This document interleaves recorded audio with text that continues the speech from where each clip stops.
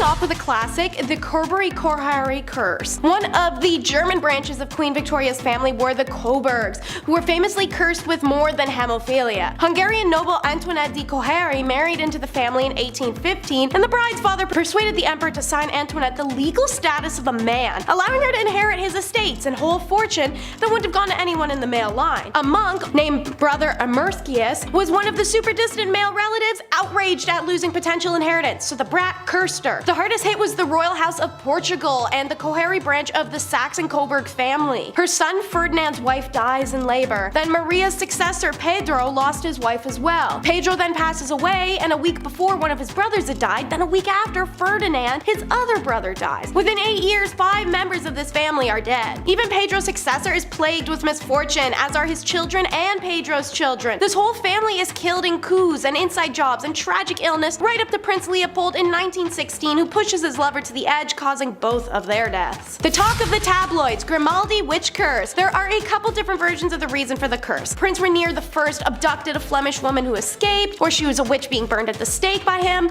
Whoever it was, they got revenge with the curse. Never will a Grimaldi find happiness in marriage. Prince Rainier III's father was gay and ended an unhappy marriage after 10 years to announce it. And while Grace Kelly and the prince were sold to the public as a great love story, the truth was he cheated on her a whole bunch before she passed in the 1982 car crash. Her daughter Stephanie, who survived the incident, endured several failed relationships, and Grace's other daughter Caroline had a tumultuous love life. With a divorce, her second husband who died in a speedboat accident, and her third husband, a prince, she now divorced. Perhaps taking the curse seriously, the current reigning Prince Albert III put off marriage for a long time, instead having a bunch of illegitimate children with various women before marrying Charlene Wittstock in 2011.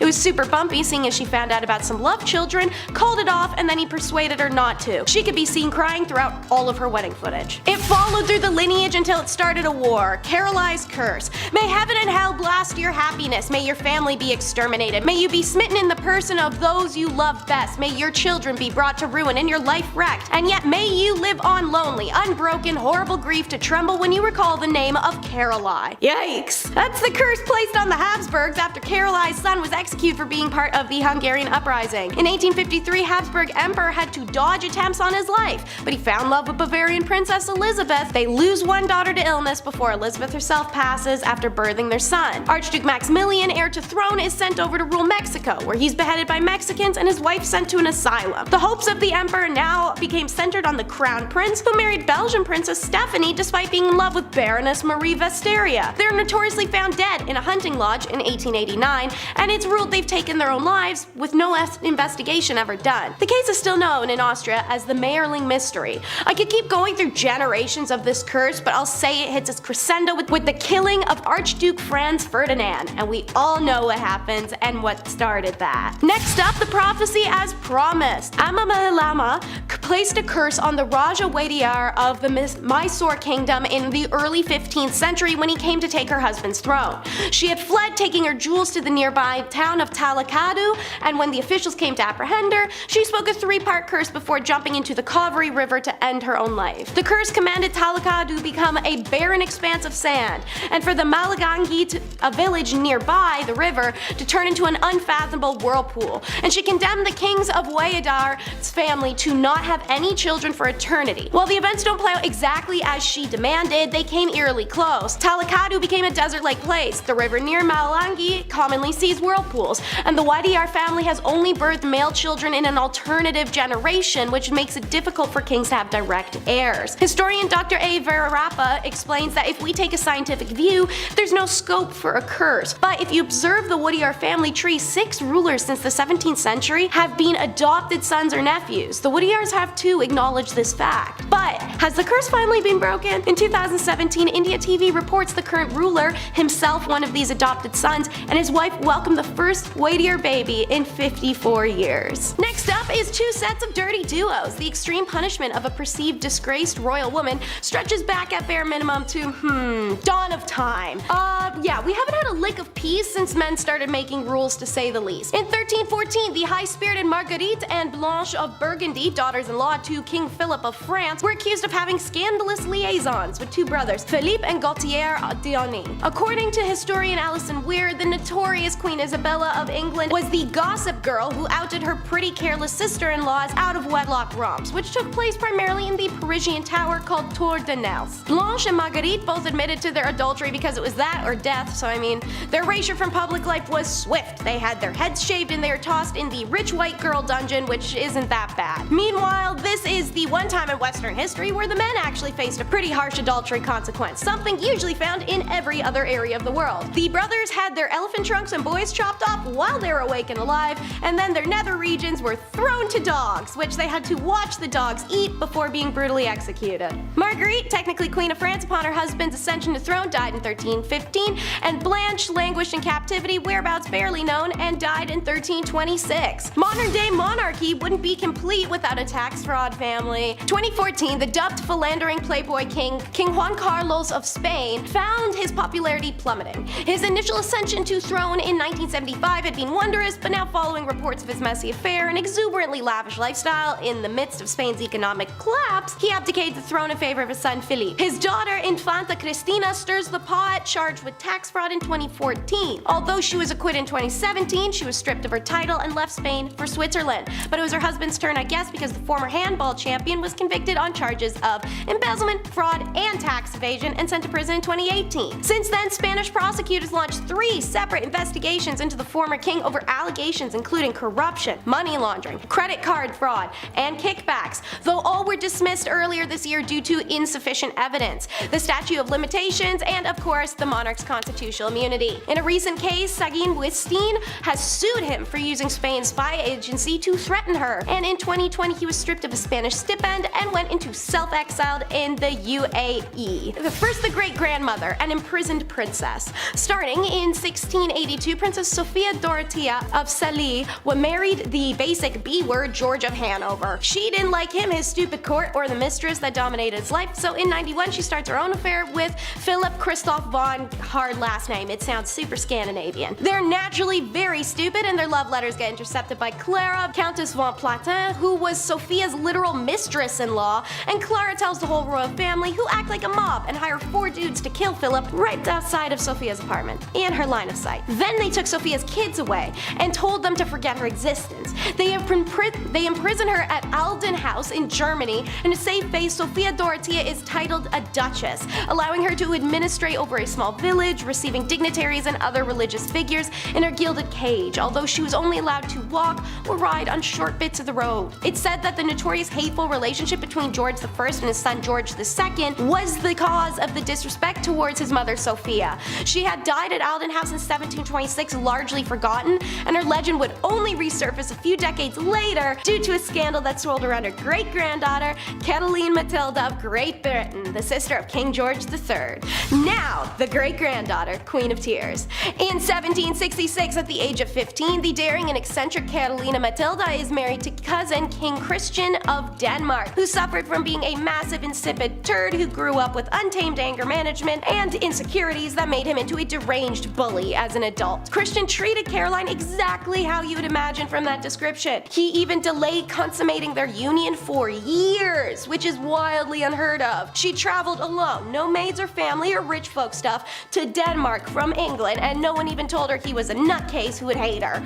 Yeah, no, by 1770, she was having her own affair with Johan Friedel Struensee, and the two lovers soon scandalized Europe by essentially taking over Denmark, issuing reforms and infuriating the nobility. Caroline Matilda was riding high, striding through the court in men's clothing, subverting the patriarchal codes of the day. In 772, Denmark's Queen Juliana Maria orchestrated a palace coup, and the increasingly tyrannical Johan is executed in April. Cataline Matilda is banished and disgraced. Her unacceptable conduct convinces her brother George that he could not welcome back this criminal sister into the English royal family. Ripped away from her children, she is sent to Celle Castle in Hanover, and like her great-grandmother, put under a sort of Gentile house arrest. Unlike her great-grandmother, she is allowed to walk through town, earning praise from commoners for her kindness and charity, because it doesn't count as a crime if he did it to himself. Most of the information we have about Crown Prince Saido, born in 1735, comes from the wife's autobiography, Queen Haejeon, written in 1805. She recalled what happened as is disease progressed. Prince Seto's mental health further deteriorated by 1757, following the death of the queen and his adopted grandmother. To release his emotions and frustrations, Seto began to beat the court eunuchs and staff. When that wasn't enough, he began to kill. Here's what his wife's account was of that. The first person he killed was Kim Hachia, the eunuch who happened to be on duty that day. The prince came in with the severed head and displayed it to the ladies in waiting. The bloody head, the first I ever saw, was simply a horrifying sight. As if he had to kill to release his rage, the prince harmed many ladies in waiting. I suffered so for this. His illness seeped deeper and deeper. Now that he was killing people, our quarters became a house of horrors, in which no one could be certain that they would not fall victim next. Eventually, Prince Seto kills his favorite mistress and threatens his own sister. In 1762, realizing the disgusting conduct would ruin the Korean family, his mother appealed to his father and they had to eliminate their own child. Since tradition dictated that his wife, Lady Hyajong, would have to die as well as their son if they punished Prince Seto, the king came up with a bizarre solution to safeguard the daughter-in-law and heir. On a sweltering day in July, the king forced Seto to step into a rice chest that would then be locked.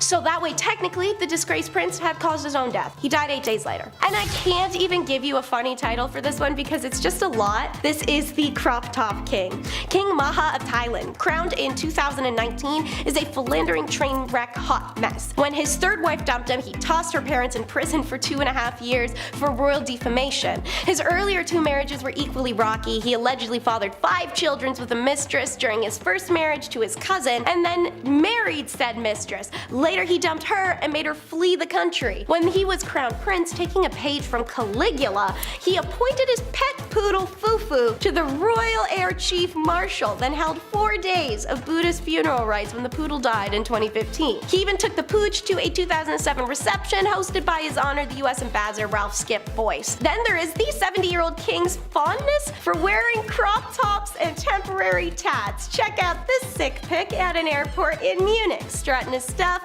with a rolled up tank top, sagging jeans, and fake tattoos with the poodle in tow. Call this king a queen cause he is serving! Belly-bearing vests have become the garment of choice for many young Thai pro-democracy protesters in rallies in recent years. They are looking to limit the powers of the king who has become the richest monarch in the world, partly by amassing personal control of an estimated 43 billion in royal assets in 2018 that were historically overseen by an agency meant to manage the money for the benefit of the Thai people. His response for this was to ban crop tops.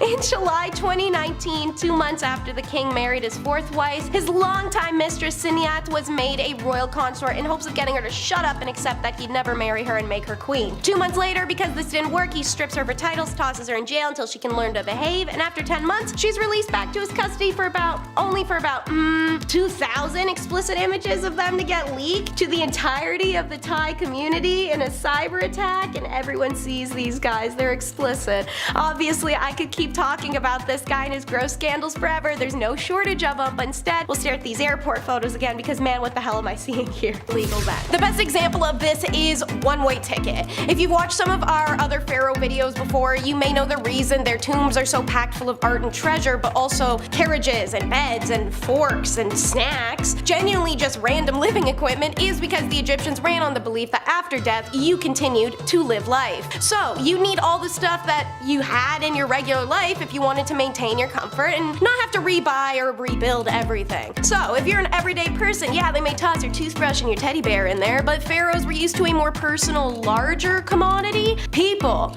servants and concubines and serfs. So all of these people were considered possessions as well. So if the pharaoh died, for a super long time, they'd quite literally mass kill his whole staff and toss him down there in his tomb. For example, one of the very first rulers, King Aha, supposedly died after being gored to death by a hippo. To accompany Aha to the afterlife, some courtiers, retainers, and slaves downed poison and were buried with him. Sometimes, if the rumors true, these peoples would also simply be sealed into the tombs alive. Suffice to say, crime. Very big crime. Very big crime. While that wasn't a big deal then, however, the Tushratta Agreement violations was. Tushratta, the king of Mitanni, who was another close ally of Egypt's, had given his daughter's hand in marriage to Akhenaten, the father of Amenhotep, aka King Tut. Upon his father's death, the young pharaoh married the Mitanni princess as well, making her one of the lesser wives. Let's be real, Nefertiti had homeboy's heart, soul, and boys in a chokehold. Tushratta sent Akhenaten many letters to protest the fact that he never received the agreed upon bride price of solid gold statues and instead had only been sent gold-plated wooden ones. Cheapos. The pharaohs didn't avoid all diplomatic matters, just the ones they didn't personally entrust him. His attention was primarily focused on religious reform and life within his palace. This Persian pharaoh was a known prick and animal hater. The Persian son of Cyrus the Great, after Cambyses' nation conquered Egypt though, he was put in charge of that country. And so he was the ruler of Egypt and, apparently, someone who hated animals. This is the psycho who strapped cats onto shields to gain entry into Egypt, put on fights between lion cubs and puppies, and once killed the sacred Apis bull, a literal crime in ancient Egypt punishable by death. When Cambyses returned to Memphis after an unsuccessful military campaign in the south, Apis' new reincarnation happened to appear in Egypt the same day, which is a massive call of celebration. When Apis appears, the Egyptians all at once don their best clothes and they hold a festival. Seeing this, Cambyses is convinced they're celebrating his misfortunes, so he summoned the rulers of Memphis and demanded to know why the Egyptians were behaving this way. They answered that a god had appeared and it was custom for Egyptians to rejoice that occasion. Cambyses is unconvinced though and claims they're lying and has them put to death. He then next summons the priests, who told him the same thing when he asked. He replied that if a tame god had come to Egypt, he would know about it. Then he ordered the priests to bring Apis before him, which they stupidly do. When the priests lead him in, Cambyses draws his dagger and stabs the bull. Laughing at their screams of horror, he said to the priests, "Are these your gods, fools of flesh and blood who can feel the bite of iron? This is a fitting god for Egyptians, but I will teach you to make a laughingstock of me." He then ordered all the priests whipped and any other Egyptians celebrating to be killed. So the festival ended and the priests were punished and Apis lay in the temple until it died and they had to secretly bury it. This was arguably kinda a crime, kinda not. It's Cleopatra, sibling annihilator.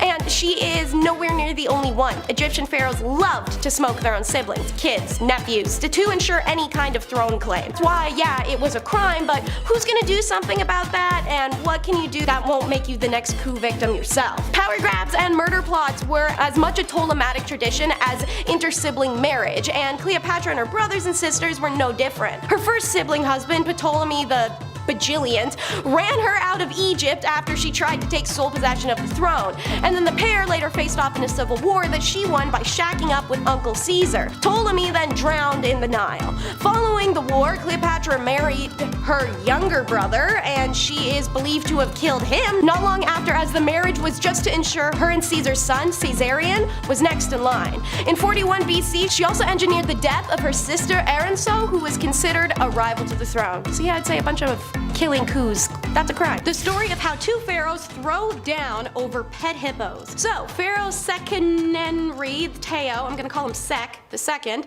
kept a pool full of pet hippopotamuses, letting his massive pets splash and play all day. Obviously, you don't get close because these are blind rage death animal machines, but this guy loved his hippos so much he could kill for them. He was willing to die for them. In fact, he literally did just that. This is back when Egypt was divided, and the most powerful Egyptian kingdom was called Hyksos, which was ruled by Pharaoh Apapi. Being a lesser king, Sek was required to pay tributes to Apapi out of respect. He could handle the humiliation of living under the tyranny of another man, RIP fragile male ego, but as long as Apapi didn't rub it in or act like an ass about it. So that's exactly what Apapi did. He went right for the sore spot by telling Sek to get rid of his hippos. Apparently, they were too loud and Apapi couldn't sleep at night in his own house that was 750 kilometers away. Yeah, no. Sek says, "Hey, I can handle you bullying me constantly, but leave the hippos out of this." And he would not tolerate any further insults to his hippos. This, he declared, was grounds for war. That's what they did. Sek even died in combat, fighting for his right to a hippo pool. The war didn't end when he died, however. His son kept it going. 2 generations of kings fought for a hippo pool,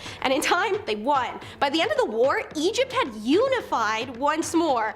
All because of one man's love for his hippos. And speaking of, after that unification happened, it paved the way for the royal trendsetter Narmer. Because before our boy Narmer came along, the red crown of Lower Egypt and the white crown of Upper Egypt were worn by the pre-dynastic kings. Narmer was famously the first king to be portrayed wearing both crowns, symbolizing that union. This would later be replaced with the striped crown, a continuous representation of union called a nemesis. Adorning the top was the uraeus, an upright cobra that symbolized the ancient Egyptian goddess Wadjet, meaning the pharaoh was ready to strike his enemies with deadly venom. Trendsetter Narmer doesn't stop at crowns. He's the first ruler to portray themselves in a royal beard, which every Egyptian pharaoh wore afterwards, whether man or woman. Then there's Narmer's implementation of an official who has the most important task of carrying the pharaoh's magic sandals. Egyptian pharaoh's sandals were the only piece of clothing that separated them from the land of Egypt and rightfully symbolized the union between the heavenly god world and the earthly human world. King Tut's sandals were famously inscribed with pictures of his enemies, meaning with every step he was crushing the enemy's Egypt. In the famous Narmer palette, he's also seen wearing a fake bull tail, which symbolized strength to rule the country of the Nile, but that trend didn't stick. Hey, so Ramses has 50 lost daughters. What a crappy dad, doesn't know where all his kids even are. Kinda understandable when you have 102 of them, with about 9 women, however. Made possible by somehow living to be 91 in an age where people died at like 20. Suffice to say, he had lots of leisure time. Of course, not all the children were children at the same time. Ramses II began his family long before he took over as king, and he reigned for 66 years. He spread the brood out over most of that time. So archaeologists announced in 1820 they uncovered a tomb built by Ramses, and that 52 or so of his sons happened to be in it. They finally recently started excavations after a few decades, and now we know that the mausoleum is the largest and most complex found to date in Egypt's Valley of the Kings, with at least 62 rooms. But Egyptian kings normally didn't build mausoleums for their offsprings. Their principal wives, yes, over in the Valley of Queens, but their kids, no. If it turns out that only Ramesses' sons are in the tomb, where are the 50 daughters? Sexism can answer that. Males were regarded as potential heirs to the throne, and the princesses were not, so they weren't held in high esteem and didn't get a fancy resting place. Doesn't mean they didn't have value. Ramesses designated at least 3 of his daughters as princess queens. Woo! No? No, oh no, what that suggests isn't pretty. But what isn't known is whether or not they were actually married to him and, producing, or if the title was a way of honoring selected daughters from tertiary wives. Historians, however, are pretty confident on which one it is. This would be the end of the story, but for a single question. Why would a latex protection manufacturer name its product for a man who had 102 kids? Are you choosing cats or your empire? In Egypt, the penalty for killing a cat was death. This wasn't just a law against cruelty to animals or sadistic Friday the 13th butchery. All you had to do was accidentally run over a cat with your chariot and you're done. This is mostly due to the animal being closely linked with the cat-headed goddess of warfare and balls of twine, Bastet. They were also revered for the role they played in protecting food stores and homes from disease by killing pests like snakes and rats. Basically, pharaohs coined the 3 laws of robotics a millennia before Asimov and used them to protect the thing that poops under the stairs. And don't think there are exceptions. One writer, Diodorus Siculus, even recorded that the king of Egypt himself personally tried to intervene and save a Roman man who'd accidentally killed a cat. His people did not give a single F, however, ignored the ruler, showed no mercy, caring literally -1,000 if it meant risking war with Rome. They formed a mob, hung him, and left his body in the streets while the pharaoh sent a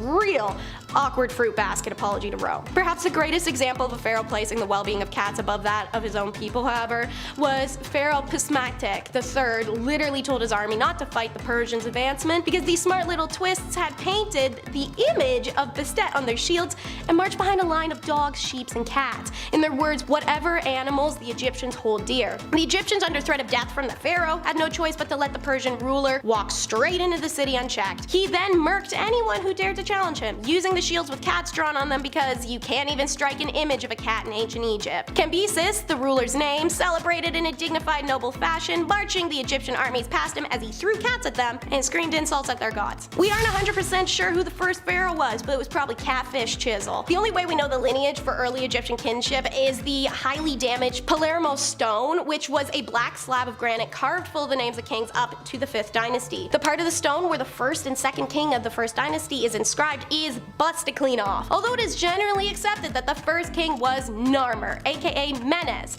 The 2nd one was Aha, even without enough evidence to prove beyond a doubt. I can't get past the Aha thing. The name of Narmer is composed to 2 ideograms, the catfish reading as Nar and the chisel reading as Mur. The location of Narmer's body has eluded archaeologists for 2 centuries now. The first Egyptian pharaohs used to build a type of tomb called a mabasta, and they did so until the 3rd dynasty when they started busting now pyramids. It's theorized Narmer is in one of those. But then Egyptologists have discovered a large field of pre-dynastic and early dynastic royal tombs in Kab, and the Narmer's name is identified in an inscription found. However, this is Egypt. The site had suffered disturbances, tomb robbing, and disrest for the past 5,000 years, making it impossible to know which one of the bodies is the precise tomb of Narmer. To this day, archaeologists and Egyptologists disagree on whether Narmer was buried at Saqqara or Kab, and in the end, his cause of death isn't even fully known. Just that of a philosopher, Mantheo, saying the reign of Narmer ends when he was carried off by a hippopotamus and perished. And last but not least,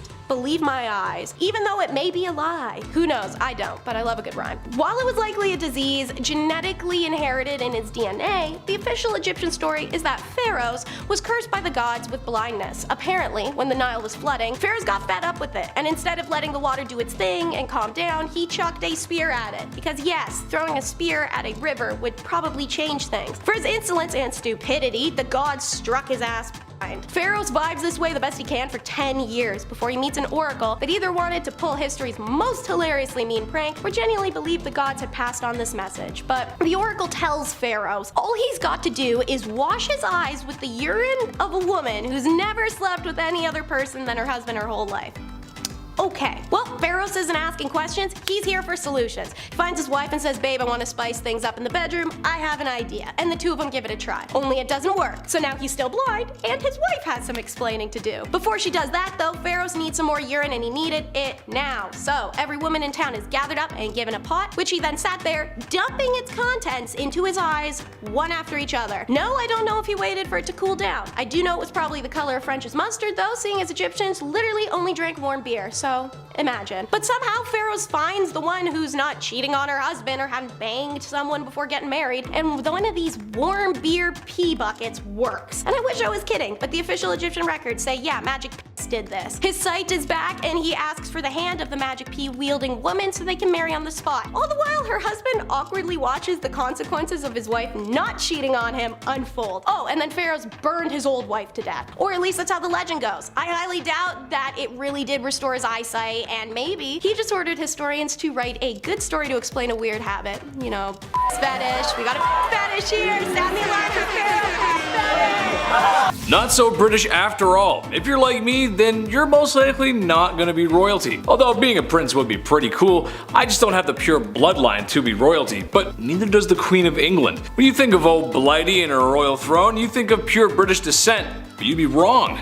The House of Windsor is actually Saxe-Coburg-Gotha, which, if you couldn't tell, doesn't exactly scream tea and crumpets. The German-sounding name became an issue in the early 20th century due to the First World War breaking out against two-time war loser Germany, Britain needing to inspire its citizens to defeat Germany, which at the time it was really anyone's game, so to help inspire the people, King George V changed the name to Windsor. After all, it's kinda difficult to fight someone when you have more in common than differences, not to mention that there were a lot of Germanic influences around, so really, it was a bad look and a great marketing decision. At number 9, Charles the Tampon?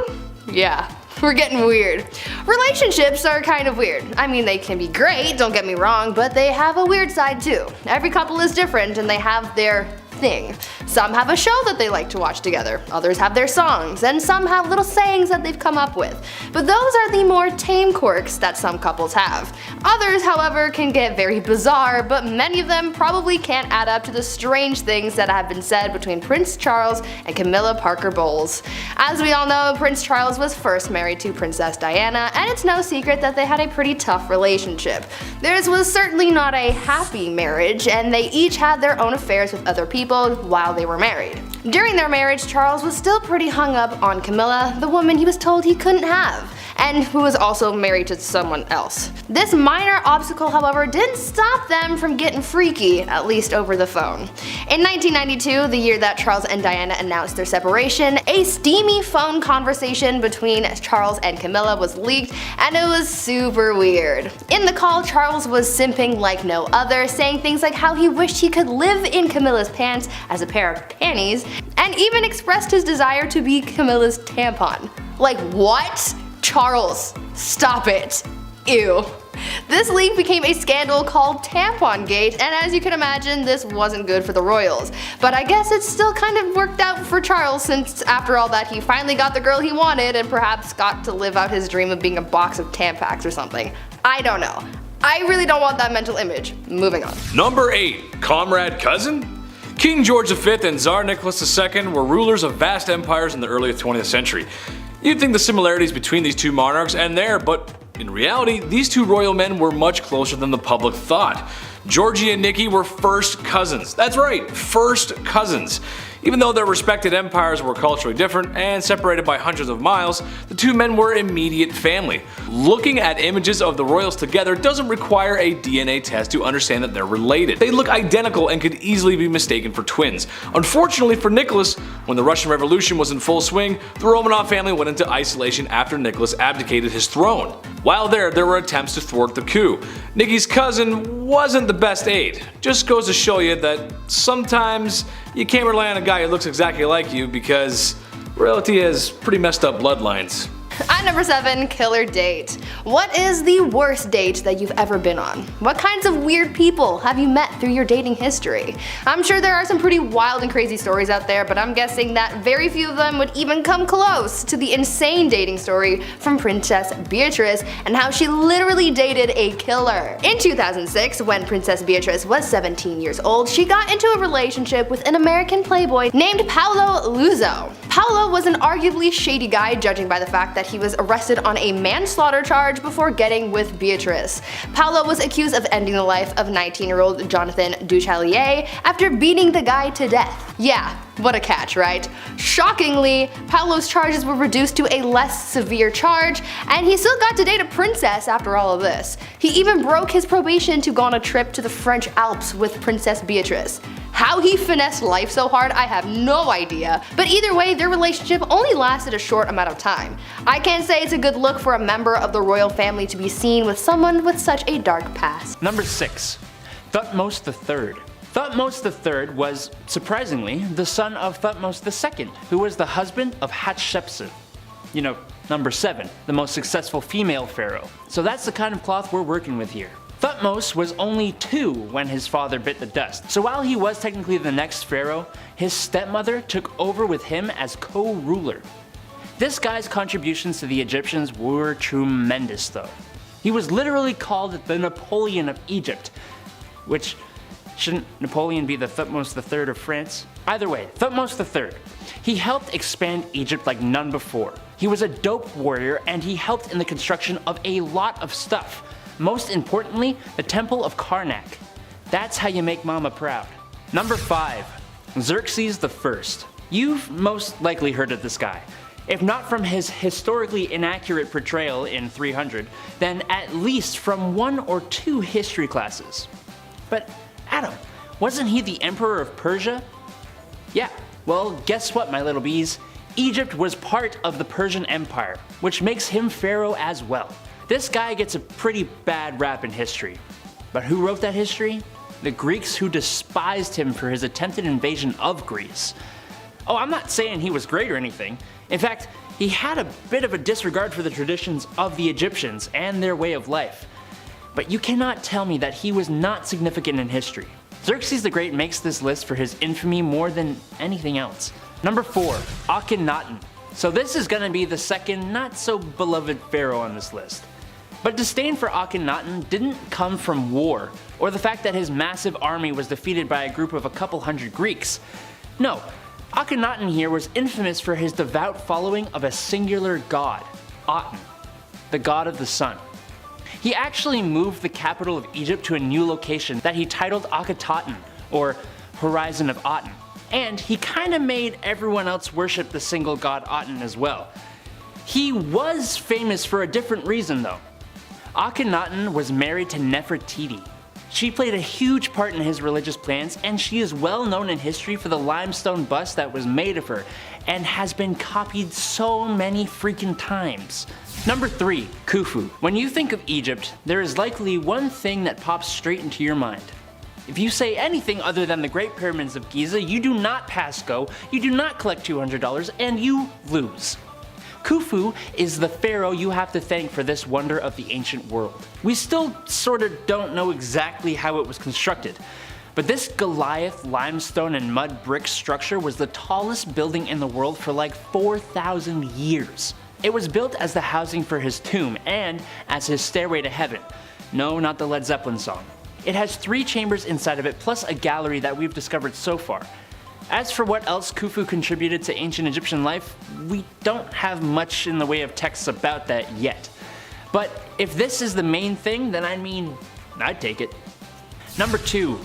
Cleopatra. How could she not be on this list? She was the very last pharaoh Egypt ever had, and she was arguably one of the most famous ones. Not only becoming a figure in history, but a character in literature, theater, and media. Cleopatra VII was pharaoh in Egypt from 51 to 30 BC, and it was one hell of a reign. She introduced tons of reforms to improve the Egyptian economy. She was an awesome diplomat and a scholar. She didn't have things too easy though. Having to fight her own brother for the throne and having to do some diplomacy with various famous Romans. Things kind of fizzled out near the end, but she certainly ended the line of Egyptian pharaohs with a beloved bang, as was her style. Number 1. Ramses II. Alright, this one was definitely the one I thought of first. Ramses II is arguably the most famous of all the pharaohs. He reigned for 67 years. He had 96 children. He had a crazy successful military campaign conquering the Hittites, Syrians, and Nubians. No other pharaoh that we know of has been able to build like he has. He lived to the age of 90, which is insane for back then. And he professed himself a god, which I'm sure some people actually believed. Even today, when we moved his remains to France for restoration, he had to be given a passport that literally said "King Deceased" under the occupation. Truly an incredibly influential pharaoh. Number 10. King Edward VIII. Directly after his father died in 1936, King Edward VIII took the throne, right? That's pretty normal. But the tides quickly turned when, less than a year later, he renounced his position. Now, this was of course a huge scandal right off the bat. This is not something that's taken lightly in the royal family. Turns out the woman responsible for stealing his heart was that of Wallis Simpson, America's socialite who had already been divorced once before and was at this point working through her second divorce. So you can only imagine how everybody reacted at that point, right? Oh, how dare she? His proposal to Simpson, of course, caused social and political backlash. The Church of England wasn't so chill with Edward marrying someone who had already been divorced. Yeah, they're not really okay with that. So Edward was forced to abdicate. Yeah, he had to, right, for love. Edward and Simpson then tied the knot in 1937, and they stayed together until Edward's death much later in 1972. Sliding into royal DMs right off the hop. Okay, we're in for a treat. Number 9, dark predictions. Of course, in recent years, the royal family has seen a change that many didn't really expect. When Harry and Meghan chose to renounce their royalty status, speculation began that this could be the beginning of the end for the monarchy. People only fueled their fire with questions, and also, somebody may have called it. Yeah, Nostradamus, he may have predicted this entire event. One of his predictions literally reads, "At the end of the war, the great powers change. Near the coast are born 3 beautiful children. They will ruin the town when they come of age, they will change the kingdom, and they will not see it grow anymore." Now, Harry is only one of 2 children, so I'm not sure if the, quote was talking about him and his siblings, or if it has more to do so with some other royal family members, but either way, there's some people who take Nostradamus' words very, very seriously out there, so I had to include it. Maybe there's something there, I don't know, maybe there's something we haven't quite breaking down yet. That's why we need National Treasure 3, maybe this is the plot. Number 8, King Henry II. While we're on the topic of him, could Nostradamus have actually predicted the death of King Henry II? Because if he did, that's pretty curious, I'd say. Never used the word curious in my life, but I'm like, you know what, that's curious. King Henry II was actually a personal acquaintance of the prophet himself. That'd be kind of cool, being friends with Nostradamus. I'd be like, hey, how does Game of Thrones end? Please. While at one point in history, Nostradamus was seen addressing King Henry II as the most invincible King Henry of France, unfortunately, Henry proved to be quite vincible when he met his gruesome death, might I add, at age 40. Yeah, in the summer of 1559, not a great time. A terrible jousting accident went wrong and it left the king passing away shortly after from sepsis. This is a terrible story, but I have to explain because, it's history and, well, that's what we're here for. The jousting accident saw the king having splinters driven into his eye and then his skull as well by one of his young soldiers. And the Nostradamus quote reads, "The young lion will overcome the older one. It says he will pierce his eyes through a golden cage." Okay, already we're a little bit spooky. "And that 2 wounds will ensure a cruel death." So I'm not saying he predicted it, I'm just saying, kind of nailed it. Number 7, a fateful turn of events. Queen Victoria, her reign began back in 1837 and it lasted until the Queen's death in 1901. Now at just age 18, Alexandrina Victoria had to rise up to the throne. Had to, right? All these cases, it's like, yeah, they have to do this. She was born, of course, on May 24th, 1819, and Queen Victoria was actually 5th in line when she was born, nowhere near the throne. So right off the bat, it was actually highly unlikely that she would ever see the crown. But one by one, all of her family members began passing away fast. In 4 years, 3 of Victoria's cousins passed away, and then her father and her grandfather both died 1 week apart from one another. So on one hand, obviously it's sad, it's tragic, everyone's dealing with loss so fast. But on the other hand, by the time 1830 rolled around, Victoria was only 11 years old, and already she was next up to bat for the throne at 11. Imagine, that's like some ancient Egypt. A royal family that says, hey, leave the dog out of this. Thailand had a pre-existing law that if you insult the members of the royal family in any kind of way, keep in mind it's the royals themselves that get to decide if you offended them, so you could really get in trouble for just like picking your nose near them. It could land you in prison. Each of the offenses is 15 years in prison too. And that trash talk can be in person, in writing, graffiti, or social media. Cue my example from 2015, a man named Thanakorn was charged by a military court for making a sarcastic internet post about Tongdang, aka Copper, the much-loved street dog that had been rescued by the king himself from an alley. In fact, she's so praised for her loyalty and obedience, Tongdang is a household name. The king wrote and illustrated a book about her in 2002, and an animated film in 2015 called Kong Tai Dong, an inspiration, was second in the box office that year. And this regular everyday dude, Thanakorn, understandably rolls his eyes hardcore and let the jokes fly in a social media post about said movie. I guess he didn't realize the dog counted as a royal family member, and he went to prison for 3 months. But others have gone to prison for decades as the injured magistrate convictions have surged since Thailand's arch-royalist generals seized power from the elected government in May of 2014. One man was jailed this year for 30 years for insulting monarchy on Facebook. Now for the legal obligation to be taken to the grave. Working for the pharaoh could be pretty lit as long as it wasn't forced captivity. If you were hired staff for arts, music, foods, hygiene, whatever, you'd be paid spectacularly, housed and fed well. Overall, you had a good go of it.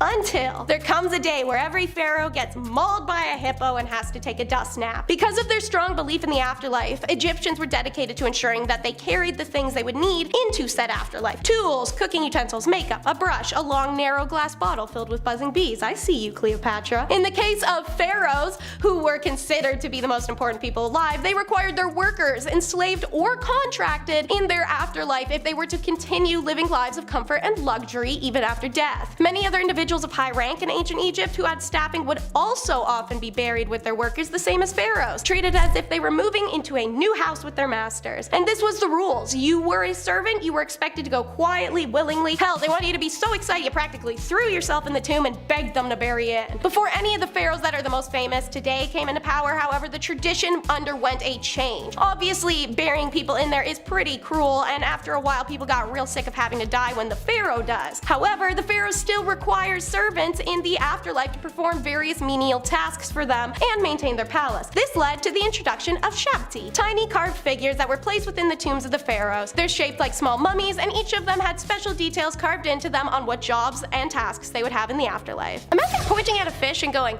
"Hey, look, a fish," and its response is, "That is Lord Fish to you." Quite the case with carp, of all creature, literally the dirtiest little bottom feeders there are. They eat just about anything, thus earning their meme status as a garbage fish. However, carp, like koi, can be fortunate and seen as good luck. In fact, talking about carp the way I just did could get you in massive trouble during the Tang Dynasty, because carp has the same pronunciation as the Tang Emperor's last name, Li. According to the Miscellanea of Yuyang, which is a record of legends, folk customs, and herbal remedies in the Tang Dynasty, carp had to be referred to as Lord Red Carp to show respect to the imperial family. Also, those who happen to catch carp should relieve the fish immediately. It's not acceptable to eat them, and those who sell them will be flogged 60 times. However, like all legal provisions, this law was only as good as its enforcement, and judging by the amount of Tang poets who wrote about catching and eating carp without any record of punishment, seems like this law was very loose. Emperor Renzong of the Yuan Dynasty had a similar idea as his Tang predecessors. The Yuan Dynasty historian Yang Yu recorded in historical notes that during the Renzong reign, people in the capital were not allowed to hold chickens upside down. Offenders would be convicted, probably because the emperor's zodiac sign was a chicken. Now, it's China's shorty selection system in the Forbidden City. Inside the Forbidden City, most women were maids and servants, but there were the notorious concubines. Their task was to bear children to the emperor, as many as he could father, because that's what he was focusing on when walking into a harem of women who couldn't say no to him and were also the baddest biddies the empire had to offer. Anyways, women were selected for the court as early as the Jin dynasty, and the aesthetic selection criteria did range from emperor to emperor. According to law, all young unmarried women went through the selection process. Only girls who were married or had a certified physical disability or physical deformity were exempt. Whenever selection time rolled around, the Board of Revenue sent notices to the officials in the capital and the provincial garrisons to enlist the help of the clan heads. The banner officials then submitted a list of all available females to the commander's headquarters, and they set the date. During the Qing dynasty, girls were brought on the appointed day to the Shenwu gate of the Forbidden City for inspection. They'd be accompanied by their parents, nearest relatives, together with their clan heads or local officials. Social background was actually no barrier, and many emperors chose concubines from the general public. The empress was the one exception. She had to be for a high-ranking official. Less than 100 candidates would be selected to spend the nights with women who specialize in training and managing maids. Candidates' bodies were inspected for infections, body hair, body odor. Think of that beginning scene in Mulan, as stereotypical as that is to say. They advanced through 2 more levels of concubine boot camp, weeding out the weak, America's Next Top Model style, and finally, the selected few would take their lives as easy-bake baby ovens. Womp womp. Next. Imagine someone wants to make sure you like the food, so they find a way to measure your enjoyment. Literally measure it. Like, get on a scale, big boy, it's time for your weigh-in. Absolutely crazy. So listen to this. According to a 2018 Grazia Daily article with the representative of British Windsor family, before and after Christmas dinner, everyone gets weighed. Ho ho ho, jolly occasion. The weird tradition apparently dates back to King Edward VII's reign in the early 1900s. His Majesty was apparently concerned about the people's health and whether or not they're eating well enough on Christmas. So, each person attending this dinner is required to get weighed on a pair of antique scales both before and after eating. If they gain in weight, it signals they truly enjoyed themselves at the table and the king did his job. Oh yeah, and you are obligated to know how much you weigh too before and after, so don't think you can ceiling stare your way through this one. The tradition was depicted in a scene in the 2021 film Spencer, in which Princess Diana, played by Kristen Stewart, understandably tweaks a little and expresses her distaste over the entire debacle. Pop off as usual, Princess D. Some other fun royal Christmas activities are the guests are expected to enter the room in order of seniority, whatever the hell that means, and wear paper hats even though the queen doesn't have to wear one. And last but not least, rules are meant to be broken. Like all monarchies, Spain does have its royal protocols, and they regulate the normal stuff, how you talk, walk, dress, the elegance in which you hold your regal frame. Spain has these royal protocols alright, and we know that because Queen Letizia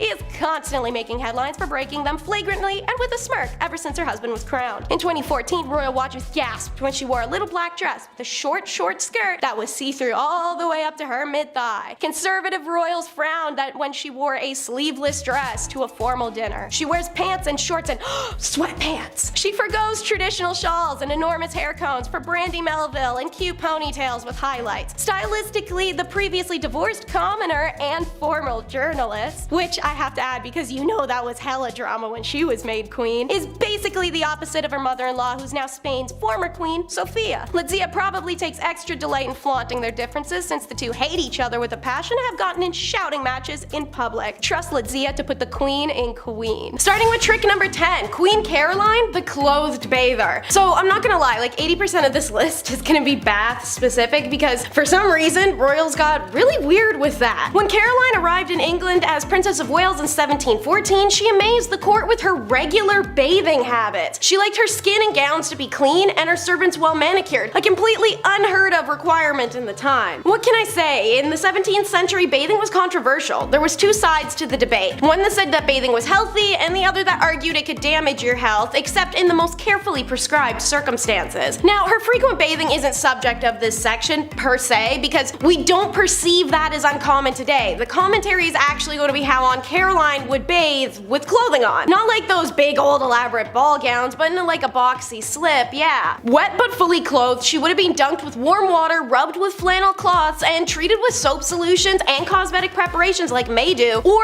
the milk of asses and mares, which is a lovely little segue into milk baths. Number 9. You may think I'm about to spew off some Cleopatra facts and stories, which is fair. She and the Empress Poppapea did make this treatment famous, but I'm talking about a different monarch and one funky decision she'd make after the bath. So milk baths use lactic acid, alpha hydroxy acid, to dissolve the proteins which hold together dead skin cells. Whether or not the ancients knew all that, they could tell it had a rejuvenating effect on their skin. Whenever she was suffering from a distressing malady, which is olden terms for a woman being upset, Countess Platten Hanover bathed in milk and then generously donated the contaminated milk to the poor. Lives of Queen of England, the House of Hanover, Volume 1 by Dr. John Dodon documented one such occasion, writing, "Whenever Countess von Platten designed to appear with more ordinary brilliance than her own person, she was accustomed to indulge in an extravagant luxury of a milk bath, and it was added by the satirical or the scandalous that the milk which had just lent softness to her skin was charitably distributed amongst the poor of the district wherein she occasionally affected to play the character of Dorcas," from the Bible. Now to answer the age-old question, why toilets are called thrones, is number 8. So French King Louis was downright gnarly. If he was alive now, the dude would probably be one of those people that's part of like that no shoes movement and refuses to wear deodorant and just terrorizes Walmart with how they smell. He famously made Versailles so bad it smells to this day, and apparently he only bathed 3 times in his entire life, which should probably be punishable by death, because I can't imagine someone who has literally never bathed not smelling offensive. Apparently he changed his clothes 3 times a day and had a new perfume made every week to help, but this gross little weasel really went the full mile. He had a toilet seat under his throne and he would use it while addressing the court. Imagine dying of boredom during the king's mandate and all of a sudden he starts making faces and pausing in sentences and clinging to the throne arms trying to force out that day's dinner. Imagine accidentally making eye contact. I think I'm done with this segment now. And talking of unpleasant sights, Isabelline Brown is number 7 on the list. Victorian ornithologists, that's a fancy name for bird science people, are some of the only fun sciencey folks out there. They like to use obscure adjectives when naming newfound species, especially those that are a predominant color. As a result, there are species whose names include such words as cerceline, which is sky blue, cinereus, which is ashy, and citrine, a light olive, for some examples. But my favorite avian hue is Isabelline. Why? Because of its off-color origins, that's why. So prepare to retch. Isabella and her husband Albert IV, Archduke of Austria, were the sovereign of the Spanish Netherlands from 1598 to 1621. British folklore goes that in 1601, a Spanish army led by Albert laid siege to Ostend on behalf of her half-brother, King Philip III of Spain. Isabella apparently was feeling very confident in her husband's ability to win, so confident she vowed not to change her underwear until the city was taken. Unfortunately for Isabella and her entourage, her husband was not a great military tactician and the siege lasted until 1604, so 3 years. And for those 3 years, Isabella supposedly wore the same grubby underwear until they developed a range of unsavory coloration. Now if you're currently retching, I'm sorry, but I'm not letting up. Isabelline as a color description was used before the siege in the year 1600, the inventory of Queen Elizabeth I's wardrobe, so if the color Isabelline predates the siege of Ostend, then the expression must come from an earlier Isabella. The French, German, Italian, and Spanish languages all have versions of the word with a similar folk etymology, except that in all cases, the reference is to the 8-month siege of Granada by Isabella I of Castile and her husband Ferdinand II of Aragon. So if any royal Isabella did give their underoos the world's worst tie-dye job, then well, it seems likely it was Isabel of Castile.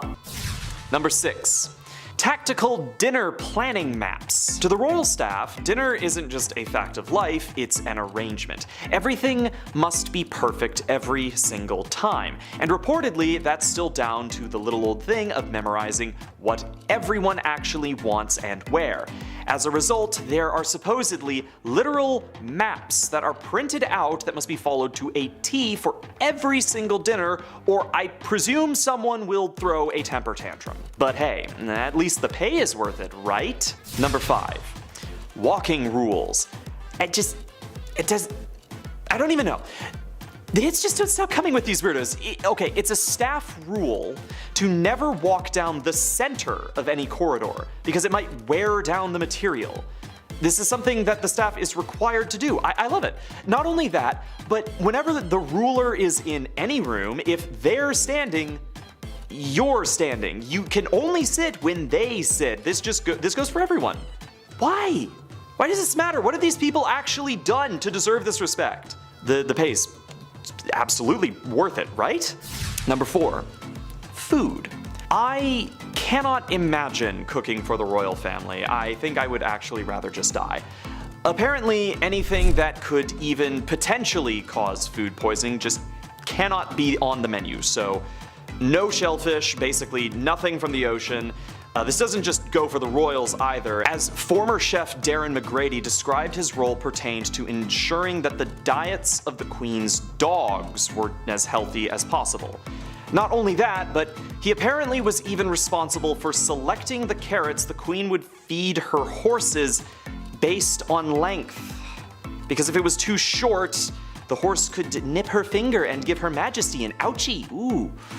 But hey, at least the pay is worth it, right? Number 3, don't be seen or heard. Despite being the only things that are allowing these psychos' lives to run properly, the expectation levied on the royal servants is simply that they just must be invisible.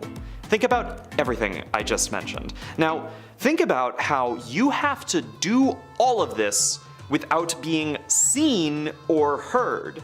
No complaining, or they might start to think that you don't like your job. Of course, if you hear them say anything, and you will, you'd better not remember it or you'll be a traitor to the country. And then you could sell their secrets to the press and make thousands, but you really wouldn't want to do that because, I mean, think about how much money you're already making with this good job that you have, right? Number 2. Dealing with King Tampon. Not even the hardest thing to write on this list by a long shot. Yeah, King Charles has been reported to be an absolute nightmare to work for during his career. One report claimed that when he lost a cufflink in the bathroom, he supposedly smashed a sink to pieces in his quest to find it again. Another report claims that he demands his post-hunting snack be soft-boiled eggs. But since hunting trips are, difficult to plan exact times around, the staff will make eggs every 3 minutes during the half hour that he's generally expected to return, and just throw out the ones that have gotten too cold. If you don't believe me, look at the footage of Chuck gesturing for the aide to move stuff off of his desk. Look at how pathetic this man is. Really sear it into your brain exactly how worthless of a human being he is. Now call him the king, you peasant. But hey, the pay's good, right? Number 1, the pay. You knew where this was going, but you probably didn't know exactly how much. The average royal servant makes around £1,800 annually. That translates to roughly 20,000 United States dollars and 27,000 Canadian dollars. Way below living wage. I have actually, and I am not being hyperbolic here, I have worked dishwashing jobs in downtown restaurants that have paid far better salaries than this. I know they get to live on the premise. I know they get free meals, and I don't care. Selling your life away to live for the whims of a bunch of incestuous old rich white people in the world's most opulent retirement home is one thing, but selling it for cheap is too much. The work and training that these staff members have to go through is insanely rigorous. They are living other people's lives as a profession, and they are being paid what is absolutely next to nothing. I don't care how many cute little handouts Meghan Markle gave her assistant or whatever. This is inhuman, and it is just disgusting. Number 10. Tutankhamun. This guy is arguably the most famous Egyptian pharaoh.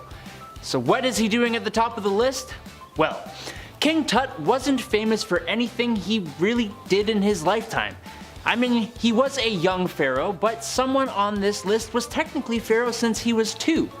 No, he wasn't famous for anything he really did. Instead, Tutankhamun's tomb, discovered in 1922, was one of the greatest archaeological discoveries ever. It was almost entirely intact, and his sarcophagus was incredible. Tutankhamun only lived to the age of 20, and how he lost the spark of life is actually still a mystery. He may not have done much other than a lot of religious reforms, but he managed to find another way of living forever. Number 9. Djoser. So, with King Tut, he didn't really do much in his short lifetime. With Djoser, we actually don't really know a lot of what he did. Also like Tutankhamun, it was what he did for and after his departure from life that made him famous. Djoser was responsible for the construction of the limestone step pyramid at Saqqara, the first of its kind. It was a huge architectural achievement. A building that stays structurally sound no matter how big it gets? Well, knock me down and call me Susan. The pyramid was actually completed after he lost the will to live by his official Imhotep. Number 8. Amenhotep III. Okay, on to the members of the list who we know did something significant for Egypt during their time on the earth. Amenhotep III ruled an artistically and financially successful Egypt. He had pretty stellar reviews on Google for his trade relations, which boosted up the economy of Egypt, but it was his artistic side that got him a bit more of a lasting recognition. He is the pharaoh with the most statues of himself. He created tons of monuments and a lot of stone scarabs that still hold up with tons of stories of historical events. I want some statues myself. Is that weird? Probably. Number 7. Hatshepsut. Now look, women in Egypt had high status and were respected more than in other parts of the world at the time. But a female pharaoh, while not unheard of, was unfortunately still pretty rare. Hatshepsut here was known as the most successful of those female pharaohs. Her father, King Thutmose I, wanted her to inherit the throne, and to that end, she was brought up learning how to lead. She reigned for 21 years after the death of her husband, and everything she did, from tons of construction projects to creating trade routes, went off without a single hitch. The people of Egypt lived in peace for her entire rule. Number 6. The Great Irish Famine. The Great Irish Famine took out many people. Back in 1845, potato crop that a lot of the Irish population relied on were suddenly no longer available. See, a group of microorganisms wiped them out, and in result, around 1 million folks died or had to leave. Now, it was draconian law and British ruling at this point that made the exported food hard to reach people. That's where things stopped. This famine led to Irish independence, of course, and anti-union movements, and the show Victoria pulled back 0 punches in 2017, where an episode showed the true happenings behind the Great Irish Famine and the role that Queen Victoria played in coming to the aid of her then subjects. It was the death of at least 1 million people. This was a very dark 7 years in Irish history. Historian Christine Keneally spoke out and says, quote, "There is no evidence that she had any real compassion for the Irish people in any way." Yikes. That's a historian saying that. That's how you know. Number 5, Meghan Markle, solo strut. Okay, back in May 2018, we all set our alarms, we woke up early, and we all watched the royal wedding, right? We sipped our tea in our pajamas and we pretended like we were there, right? Just watching, along with the other billions of people online. Prince Harry and Meghan Markle, his new Duchess. At the historic wedding, Thomas Markle was just a no-show. Yeah, Meghan has walked down that aisle by herself in front of 1 billion people, watching at home or streaming it, and it was thought at the time that this was because of Thomas's health. See, right before the wedding, Thomas suffered a heart attack, right? Just days before, so of course nobody was upset. It was almost expected for him not to show up. But cut to a year later, we began talking again. Thomas and the Duchess are now not close, it seems. Thomas even spoke out against his own daughter at one point. There was a huge scandal where Meghan even spoke to Oprah, like Oprah and that big tell-all, and Meghan actually said to her father, "If you tell me the truth about working with paparazzi, we can help." And he wasn't able to do that, and for me, has really resonated, especially now as a mother, end quote. So yeah, they're not talking, I guess, anymore, which more than fair. If my dad was working with the paparazzi, showing them private letters, I'd be a little pissed too. There's no way though, the guy can't even unlock his email, let alone sending one? No way. Number 4, Prince Charles and Princess Diana's divorce. Prince Charles, the oldest son of the Queen, straight up admitted to having an affair with Camilla Parker before his divorce from his first wife, of course, Princess Diana. Imagine having this is crazy. A princess? You cheated on a princess? That's insane. So in turn, Princess Diana addressed the relationship and what's happening during, that famous 1995 interview with BBC. She couldn't have said it better, if I'm being honest. Diana said herself, quote, "While there's 3 of us in this marriage, so it was a bit crowded. Yeah, end quote. There's no better way of putting it, I think. It's a pretty baller way of saying it. I don't know. I haven't said baller in like 13 years, but I'm like, you know what? That's a baller move. It's pretty gangster. Diana also said she was in love with riding instructor Major James Hewitt during her marriage to Charles, so everybody was busy looking other directions, it seems. Diana and Charles divorced in 1996, only 1 year before her tragic car accident. Now later in 2005, Charles ended up marrying Camilla. Has anyone seen Spencer? Kristen Stewart looked great in that movie, and now I want to watch it. Is it worth the watch? Let me know in the comments. I didn't see it go to theaters or anything. It kind of snuck by me. I was sleeping on all the good ones. Number 3, Prince Harry costume party. YouTube isn't a fan of some words, specifically one word that rhymes with Yahtzee, and it goes deep with history, as you could assume what I'm talking about. But with this being one of the biggest scandals, I have to bring it up, right? The Duke was always referred to as a bad boy, right? He was the bad royal, the bad boyle royal. I don't know, I'm trying new shit here. But just how deep did these incidents cut? Well, before he settled down with Meghan in 2018, Harry had to issue a public apology back in 2005 because, whoops, somebody got photos from a costume party, and a few of them were in poor taste. Did the royal dress up as the Beast from Beauty and the Beast? No, he did not. Did he dress up like a witch? Like a little witch, maybe with a nice witch broom? No, none of that either. No, photos leaked of him wearing World War II German soldier gear. Yeah, I can't say too much, but it was even equipped with an armband, a very bad armband. Again, I can't say too much, nor will YouTube allow us to show too much, but you understand what I'm trying to say. You remember. It was poor taste. He could have dressed up in any way he wanted. He's a literal prince. And he does this?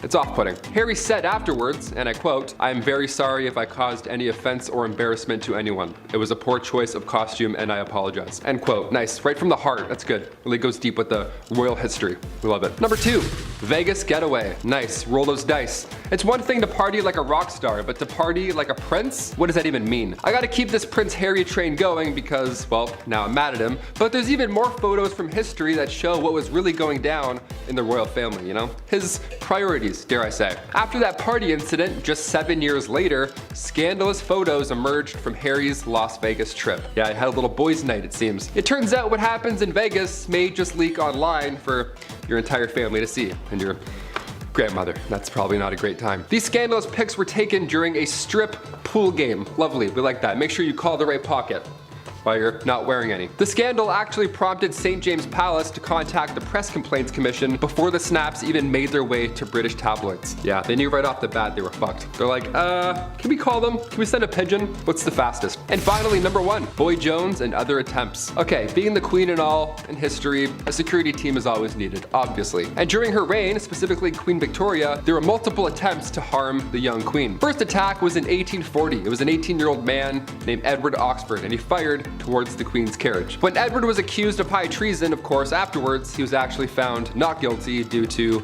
you guessed it, insanity. A couple years later, in 1842, it happened again. This time, 2 men fired at her, both also missed. In 1849, her carriage was attacked by William Hamilton. In 1850, as the carriage was passing the gates of Buckingham Palace, Robert Pate, a retired soldier, might I add, ran up and hit her with his cane. Victoria was okay, luckily, but of course she was shook. Then these incidents kept occurring again in 1842, 1849, and 1872. Attempt after attempt after attempt. But then things got a little worse and, dare I say, a little bit more weird. If you haven't heard of Boy Jones or anything that happened there, I saved it for last because it's so horribly creepy. A teenager stalked the Queen back in 1838 until 1841, and his name was Edward Jones. Edward Boy Jones. This guy somehow managed to break into Buckingham Palace more than once, right? Before Assassin's Creed came out, no idea how we thought of this. Guy just knows a route in, and he would break in and would hide under the Queen's sofa. That was his go-to spot. Or he would sometimes just sit on her throne. And one of the worst things ever, sometimes he would go through her drawers. He would go through the Queen's drawers. That's so gross. What? Like that's gross. He would steal her clothes until eventually, and thankfully, he got caught. Number 10, snake eyes. Well, not exactly snake eyes, but after extended use of belladonna drops in the eyes, you would probably wish that a snake bit you in the eyes. Belladonna is poisonous. It's no calzone, red flag. but yet it was still used by Egyptian royalty. Basically, the drops of poison would dilate your pupils, and that would be considered to be beautiful. For some reason, I guess, okay. Extended use of the drops had terrible side effects for the user, blindness being one of them. You gotta remember, folks in this time have no social security, and the best doctors can do for you is tell you to go take a bath in crocodile dung. And to pray to the gods for more, I guess. Sure, okay. So to avoid that tragedy, go for the natural look and avoid the eye drops. You'll thank me later. Number 9, more eye stuff. Thought I was done with the eye stuff? Well, guess again, amigo. I ain't done yet. I've got lots more to say about that. Okay, maybe a little. Eyeshadow and eye color. Some ladies today would say no special outfit is complete without it, and honestly, I have to agree, ladies. Sometimes y'all do some stuff with your eyes that makes me say, damn, you look good. Damn, you look good. However, some ladies might be cautious to slap some color on their face if they knew the origins of the product. As for the royalty of Egypt, eye makeup was in. Seemed to be a trend. However, they weren't so cautious of where their makeup got its origins. Egyptian eye glitter had 2 key ingredients: applicable powder and bugs. Yeah. You know the super colorful ones that are like really big and you wouldn't want to be around? Yeah, those, beetles, scarabs, and pretty much anything you could find. They would then crush them into a heavenly pulp and smear it all over their royal faces. I have issues with spiders and wasps as it is. I have no interest in wearing them whatsoever. I actually hate wasps. That's just, even just crushing up a bunch of, and just, oh, this is good. Oh, I love this. This is the best. Yeah, no, don't do that. Number 8, sweet traps. When you're royalty of one of the most successful empires and civilizations in human history, it means you ain't gonna lift a finger. Less than any other celebrities do today, probably. So what to do with all that extra time in your hands instead of living like everyone else? Well, how about a picnic? That sounds nice, actually. Sounds great, right? Except when we bring out all of our favorite treats, the flies and bugs bother us, and we can't look beautiful if we're covered in bugs head to toe. How did the Egyptians fix this, you ask? Well, it's simple. Don't let the bugs bite you in the first place. Basically, you get one of your forced volunteers, maybe a couple actually, and you slather the poor devils in honey, till they look like your favorite pastry from Tim Hortons. Place said glazed serving away from the picnic, and now you can enjoy it in sunshine and peace. The screaming of being eaten alive by bugs might dampen the mood, so just wear earplugs, it's fine. You stay over there and just get eaten, it's fine, no problem. No problem. Number 7, unhooded Sith. Circumcision is important in a lot of cultures of yesterday and today. Now at this channel, my job is to come out here every week and make you laugh. So to the men out there who still have their Jedi robes, imagine every day of your life you got sand in places that sand shouldn't be. Anakin Skywalker's worst nightmare, and honestly explains why he hates sand so much. But perhaps one of the reasons Egyptians used this hygiene service was to stop sand getting in their wiener's one-eyed bandit. There's no showers, nothing to really get it out once it's in there. That's no good. I guess you could take a dip in the Nile River, but there's too many crocodiles in there, and who has the time to jump in the Nile River when they're busy being forced to build large structures that will stand the test of time? So you better line up, fellas, or be cursed to feel like Anakin Skywalker for the rest of your life. The prequel one too, not the cool animated one, the one that whines a lot. That one. You don't want to be that one. So let's talk about Isabella Castile for number 6 and her bathing ban, shall we? So, Philip II, Isabella's father, banned bathhouses in 1576. So apparently it's in the genetics to be downright filthy. This may sound crazy, but in Spain, the Christian doctrine saw bathing as a corrupt practice that could only lead to nakedness. Apparently, being a human in your most natural form was considered hedonism and something unreligious. God forbid if you splash some water on you too. So this belief was to such a wild extent, Christians often walked from England or France to Jerusalem as a ritual without washing or changing their clothes. After the conquest of Granada by the Christians, the Muslims of Spain not only had to give up their religion to survive the Inquisition, but they also had to give up bathing. Isabella and Ferdinand ordered the Muslim baths to be destroyed and informed them that bathing was strictly forbidden. Isabella boasted that she herself, their leader, had only bathed twice in her life, and pretty much every historian takes her word for it. Makes sense that she would be so grimy they can name a questionable shade of brown after her underwear. Naturally, the Muslim people are absolutely horrified because cleanliness is literally mandatory in their religion, religion as the prerequisite for every form and mode of worship, and by extension it had become culturally significant. To separate them from their religion and then ban their last remaining tie to it, that's dirtier than Isabella's briefs. Even when Columbus mentioned the daily bathing habits of the indigenous peoples of Bahamas and the Caribbean, Isabella was horrified to the point of rage and commanded them too, as her new subjects, to stop this blasphemous bathing practice at once. Yeah, so number 5 is the highly debated blood baths. Oh, you thought Kim Kardashian invented the vampire facial? Girl, please! The culture vulture ain't got nothing on this. So,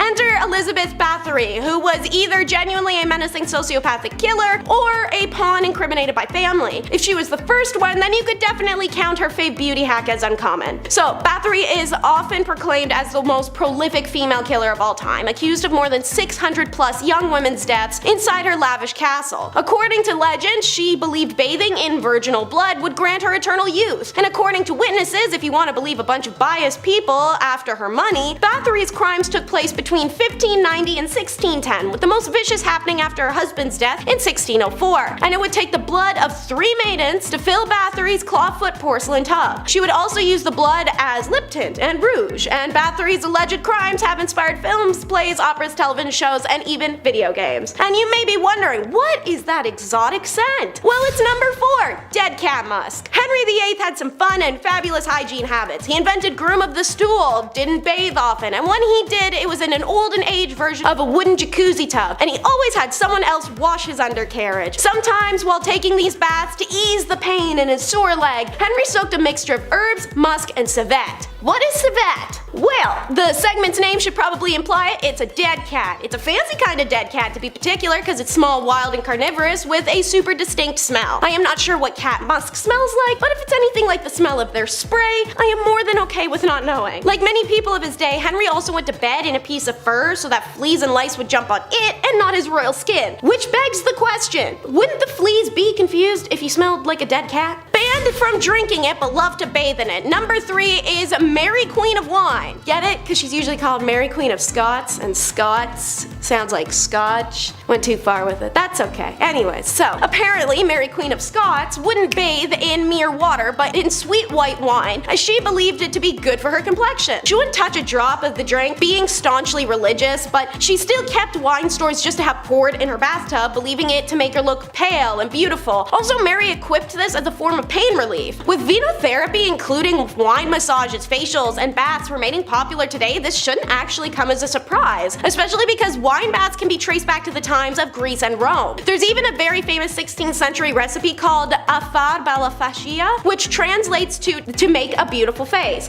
And it has a recipe to create a cosmic brew by boiling rosemary flowers with white wine. Quite a few people have tried it, as you can find the recipe online, and one tester group was called the Beautiful Chemistry Project, which studies its effects on skin quality and discovered that the process released essential oils and chemicals with antibacterial, moisture-binding, collagen growth-stimulating, anti-inflammatory, antioxidant, brightening, and soothing effects. Number 2 is the stuff of nightmare. It's the permed wig. This really came as a shocker and is quite weird. So, when King Charles II had intercourse with ladies, he would collect some of their down there hair, and then he would stitch it into a wig, which he donated to a club for rich nobles, I don't know, to like look at it, and then it was stolen from that club, where someone starts another club where people came just to kiss the wig thing.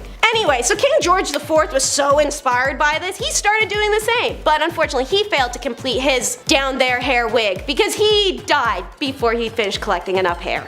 Yeah, moving on. And last but not least, number 1, ohaguro. So, the Japanese custom of blackening one's teeth is an ancient practice, whether in the famous Genji Monogatari, a book from the 12th century that is considered the world's very first novel, or in various fairy and folk tales. The art of blackening one's teeth held a prominent place in Japan's history for some time. One of the main reasons for ohaguro is the fact that for hundreds of years, pitch black objects were regarded with immense beauty. It's only natural that people want to get closer to what they deem seem as beautiful, just like the process of having one's teeth bleached to appear more white in modern times. So, using a solution called kanemizu, made out of ferric acetate from iron fillings mixed with vinegar and tannin from vegetables or tea, the custom was first used to celebrate someone's coming of age. Around the end of the Heian period, teeth blackening was done by adult aristocrats and nobles regardless of gender on a daily basis. By the time we hit the Edo period in 1603, teeth blackening is a sign of nobility and aristocracy exclusively, especially amongst wealthy married women trying to mimic the allure of a geisha. Even now, when walking the streets of Kyoto, Japan's old capital, it's not uncommon to meet a mako with pitch black teeth. As you might know, during the end of the Edo period and the beginning of the Meiji period, Japan was visited by Western foreigners after almost 200 years of seclusion. Being used to Western beauty standards, many visitors were shocked to see women with black teeth walking around. Some even thought that the Japanese people had terrible mouth hygiene, mistaking the dye for actual tooth rot, and then others, having realized the blackening was on purpose, wondered why Japanese women would disfigure themselves. Okay. So ohaguro was banned by the Meiji government in 1870 to appeal to Western opinions, and the art of dyeing one's teeth was almost forgotten. Today, it can be seen in theaters, movies, and the aforementioned Kyoto, where geisha and maiko still roam the street. We're gonna start with peace treaties. Egyptologists know Ramses II as the pharaoh who restored Egypt's relations with Syria and built a lot of neat temples in the desert back in the 1200s BC. And he's the one in that Disney movie whose first son gets smoked by the plague. Kind of a wild guy, so we'll talk about him quite a bit in this vid. Anyways, for over 2 centuries, the Egyptians fought against the Hittite Empire for control of lands in modern-day Syria. The conflict gave rise to a bloody boot-down, such as the 1247 BC Battle of Kadesh, but by the time of the pharaoh Ramesses II, neither side had emerged as a clear victor, and this was just becoming all drawn out and bloody and just plain stupid, especially with both empires facing threats from people outside each other. But who's ever gonna be the first to wave the white flag? Let's be real, when it comes to two dudes, y'all are notoriously known for just beating each other up, shaking hands, and best friends again. So, in 1259 BC, the two said, to hell with it, let's do lunch, and Ramses II and the Hittite king Hattusili III negotiated a famous peace treaty, one that was either the first known in creation or one of the earliest ever. This agreement ended the conflict and decreed the two kingdoms would aid each other in the event of an invasion by a third party. This treaty is now recognized as one of the earliest surviving peace accords, and a copy can be seen above the entrance to the United Nations Security Council. How about some ancient Egyptian body dysmorphia, because bodies are supposed to look like this, right? That's what Akhenaten was probably wondering, and it must have been awkward as hell for fine as Silk Queen Nefertiti and normal-looking son King Tut to try and lie their way through any reply to that, because this whack job was known for 2 things. Firstly, as who forced monotheism on Egypt so brutally that when he died his son had to awkwardly erase his legacy, and secondly, he was one funny looking dude. He had an hourglass figure like a BBL baddie, an elongated head with a square jaw jutting out, big curved almond eyes, and let's say he could have filled out a bra better than me. So, Egyptians like to play Photoshop with their selfies the way we do now, and the first depictions of Akh, his body and head are normal. But after he forced monotheism, that literally destroyed the economy and empire, his gender in sculptures and carvings became more ambiguous. 3 explanations. First, he's the most hated pharaoh in history, so I mean, come on, artistic license, get some anger out. Second, perhaps his changing appearance was metaphorical, meant to portray Akh as the father and mother of all humankind. Third is that it was a genetic disorder, such as Amatrase excess syndrome, where the body released equal levels of both hormones. But we all know what the likely one was, seeing as these guys could quite literally not keep their hands, or really any appendage, out of their family members. I'm not gonna lie, I can't handle having eyeliner on for 3 hours, that me and my roommate go out. Meanwhile, the pharaohs had obligatory face beat, like they were working at ancient Sephora every day. Early Greek traders who visited Egypt were astonished by the sophistication and precision with which Egyptians took care of their skin and hair and decorated their bodies. Europeans remarked that almost everyone was wearing makeup, even in public places, and that'd be accurate, as both men and women were known to wear copious amounts of the stuff, believing it gave them the protection of the gods Horus and Ra, who were always fighting or banging each other, and doing so in a full face of makeup like some spectacular fursuit wearing drag queens. The only distinguishing factor between men and women's makeup was that men's makeup was simple while women's was often heavier and more complex. The distinguishing factor of all makeup, however, was wealth. Nobles could afford the fresher or less diluted products, while lower status had to use makeup from poorer quality materials, which sucks since they worked in the sun all day, and higher quality kohl you lined your eyes with, the better it reduced sun reflection. This act will also protect them from evil spirits and eye diseases, as they believed their makeup had magical healing powers, and they weren't entirely wrong. Research has shown that lead-based cosmetics warn born along the Nile actually staved off eye infections. Alright, you annoying ancient astronaut people, this is for you, Tut's space knife. I am not sitting here doing the work for y'all pretending we all don't know who King Tut is. He was the child pharaoh, smoked by a hippo bite, cursed tomb, blah blah blah blah blah. So we're just going to get right to it and say he had a knife literally from space. Specifically, a small dagger, but whatever effing y'all, this thing is so sharp, to this day, the TSA would tackle you sooner than let you board anything with it. They found it in Tut's tomb in 1920s with all that other magical treasury hunky-dory that they stole out of there, and it was originally believed to be forged from the iron heart of a meteorite. Originally, keyword. See, Egyptians didn't have the ability to smelt. They weren't actually suitably advanced in that realm. So they especially wouldn't be able to forge a weapon from space metal, let alone crack open a meteorite to get to it, or know that was even an option. This has led historians to presume that the dagger was a gift from a foreign nation that did possess smelty technology. While historians are pretty confident the foreign nation wasn't the Martians, they haven't explicitly ruled that out either, so I guess those ancient alien guys might have a point. If you like stuff like this, check out our top 10 alien hieroglyphs found in ancient history video. Number 6. Nice dentist. Turns out not all Egyptian dentistry is completely awful. It turns out they may have come up with the first toothbrush. Other civilizations had examples of one too, so it's hard to tell exactly, but the Egyptians had one. But one thing they did have over everyone else were Tic Tacs, or breath mints actually. Honestly, this makes a lot of sense. Imagine it was Valentine's Day, you just walked past a large pyramid. There's sand in places on your body where sand just shouldn't be. When you notice the smell of your breath, and it's something awful. But not to worry, because you purchased breath mints from the market. Yes, that's right. Now smooching with your Egyptian sweetheart can go on without a hitch. The mints were made from nice smelling herbs and mints, sometimes roasted over a fire to form little candies. An ancient Egyptian solution to an ancient Egyptian problem. Kinda like that one actually, kinda nice. Could put a mint in, it's kinda nice. Number 5. What? I didn't have any corn! Austin Powers reference for you. You know the character I'm talking about, I can't say it. Here's a hygiene product that just makes me question life. The very fabric of our existence. Whether it was the Big Bang or the almighty creator, there's just no way this was ever meant to happen. It doesn't make any sense. One day, somebody was walking along the Nile River and was unfortunate enough to step in crocodile droppings. Now, most people would say gross and move on. Oh, no, not the people of ancient Egypt. They felt the stinky, squishy unholiness on their feet and said, yes, we must bathe in this. And they did. They took the forbidden mud bath, the brown tsunami, the cesspit of no hope. You can call it whatever you want, really, it's horrible either way you look at it. Supposedly it was meant to keep you young and beautiful. My only question would be, at what point did they realize poo baths were a mistake? Was it when they were smelling it and it was bad? Or was it when it accidentally got in your mouth or something like that and you're just like, oh what got that out of my mouth? That's the Scottish Egyptian, in case you were wondering. Number 4, waste removal. This one is kind of a broad stroke, but hear me out. There's no plumbing, no waste removal, and people kind of just go wherever they want. A lot of that unhygienic waste is kind of just laying about. However, the people of Egypt also had the advantage of the Nile River, which means they use that bad boy for everything. Transport, irrigation, a water source, and of course, a bathroom. Which, in case you didn't know, your source of water and irrigation should be two separate, they shouldn't go together, that's not good. This is a good explanation for the plagues of Egypt, besides the sin, bad sinners, no sinning. As years of that kind of negligent waste management are liable to make any pharaoh sick. Don't mix your water with the poo, don't do that, that's bad, don't do that. Number 3, sunscreen. This should come as no secret to anyone out there, but with my rosy cheeks and fair complexion, I would not do very well in the suns of ancient Egypt. Honestly, I don't know how Luke Skywalker lived on Tatooine with those twin suns. Without a little copper tone action, you know what I'm saying? The Egyptians had an answer to that problem, however.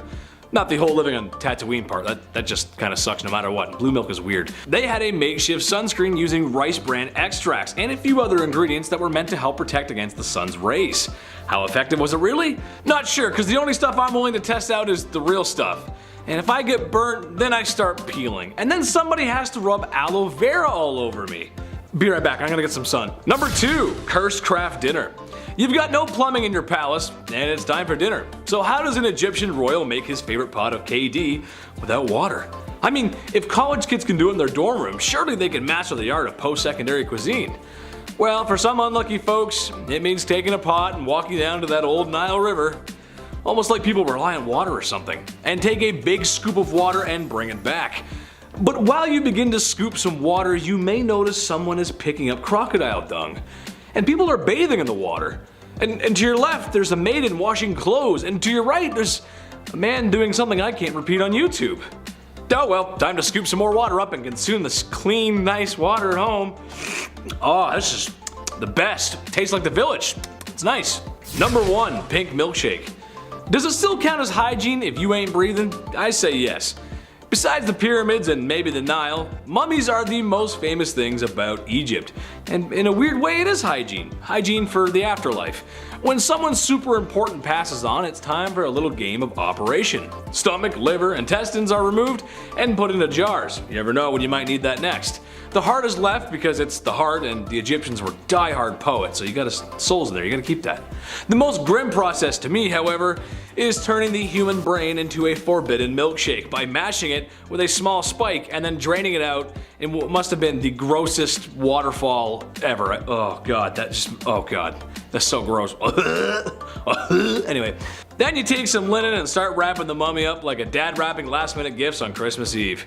Bada bing, bada boom, there you go. Buddy is prepped for the afterlife. Don't mind me, I'm just gonna be sick from the brain milkshake. Ooh. Kiss the hand, which will be our first point. Believe it or not, kissing the hand or feet of a royal is a tradition that goes back to ancient times. Nowadays, the most remaining monarchies have tossed that tradition aside because, well, hygiene, it's annoying, people don't respect boundaries, and as a kid, nobody has ever liked that. Moroccan royalty, however, has hung on to the tradition. King Mohammed is a big old fan of this old-timely custom and has ensured it is legally mandated. Come across a royal an accident? Hand kiss. Having a meeting? Hand kiss. Why talk to the hand when you can give it a little smoochy smooch? Anyways, they did recently have to ban it for the duration of the pandemic to protect the king, obviously, but as of late 2022, the law is back. Hilariously, his son, like all little kids, hates the whole kissing thing. In 2016, a video went viral of Prince Moulay Hassan whipping his hand away and refusing to have a kiss as he went down a line of visiting dignitaries greeting them. His father found humor in it and widely joked the hand kissing tradition will likely be retired with the prince. Imagine being so good at your job becomes law that you're locked into it for life.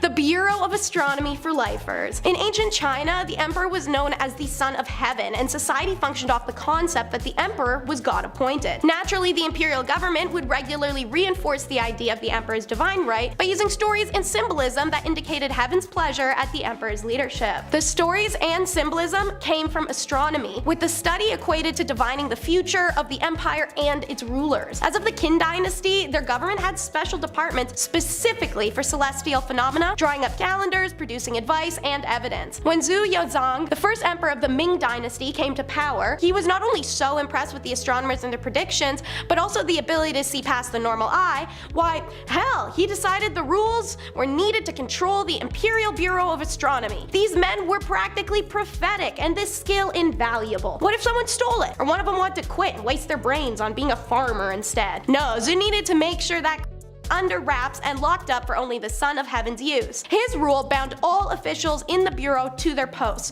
forbidding them from transferring to other departments, leaving for another position, or learning another position.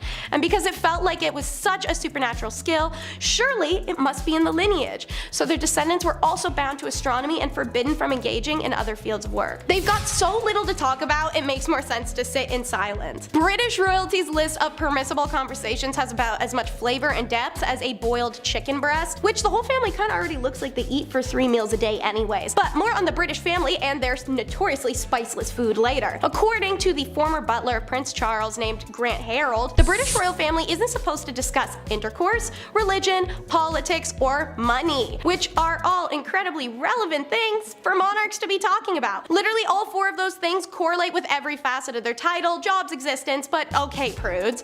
It's against royal etiquette to discuss these subjects between royals, commoners and royals, or even for commoners who are just at a royal event. Prince Charles was apparently a regular breaker of this rule, as proven in 2015 when The Guardian won the 10-year legal press for the release of the so-called Black Spider letters. The Queen herself has made many indirect references to political battles, and naturally, the media aired out Meghan Markle when she once whispered her approval on Ireland's vote to legalize the Big A for women. Instead, Grant said it's advised to discuss travel and the weather only. This has got to be the most boring family on earth, guys. I couldn't survive 2 minutes in that house. When your royal still you have the pick of the litter, but not without consequence. Much like Queen Elizabeth in the UK, the Emperor of Japan, currently Naruhito, who took the throne in 2019 following the abdication of his father, Akihito, does not play an active role in politics for the country, more so a mouthpiece. However, they still follow some of the most wildly uptight rules imaginable, and one of them is how female members of the Japanese royal family are forbidden from marrying commoners. You can marry who you love, absolutely, but baby girl, should it be a commoner, you have to forfeit the princess status for them. Once known as Princess Nori, now Sayako Kuroda, she took this step in 2005 when she married her older brother's longtime school friend. Princess Mako became engaged to Kamarua, former classmate, in 2017 and addressed the press stating, "From the time I was a child, I was aware upon marrying I would give up my position as a member of the imperial household. Given that situation, I tried to assist the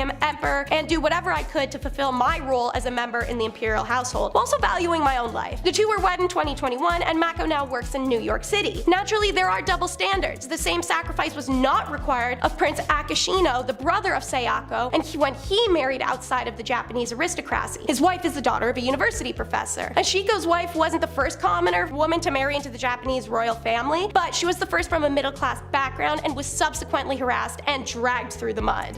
Nothing like a klepto-gaslighter king, though.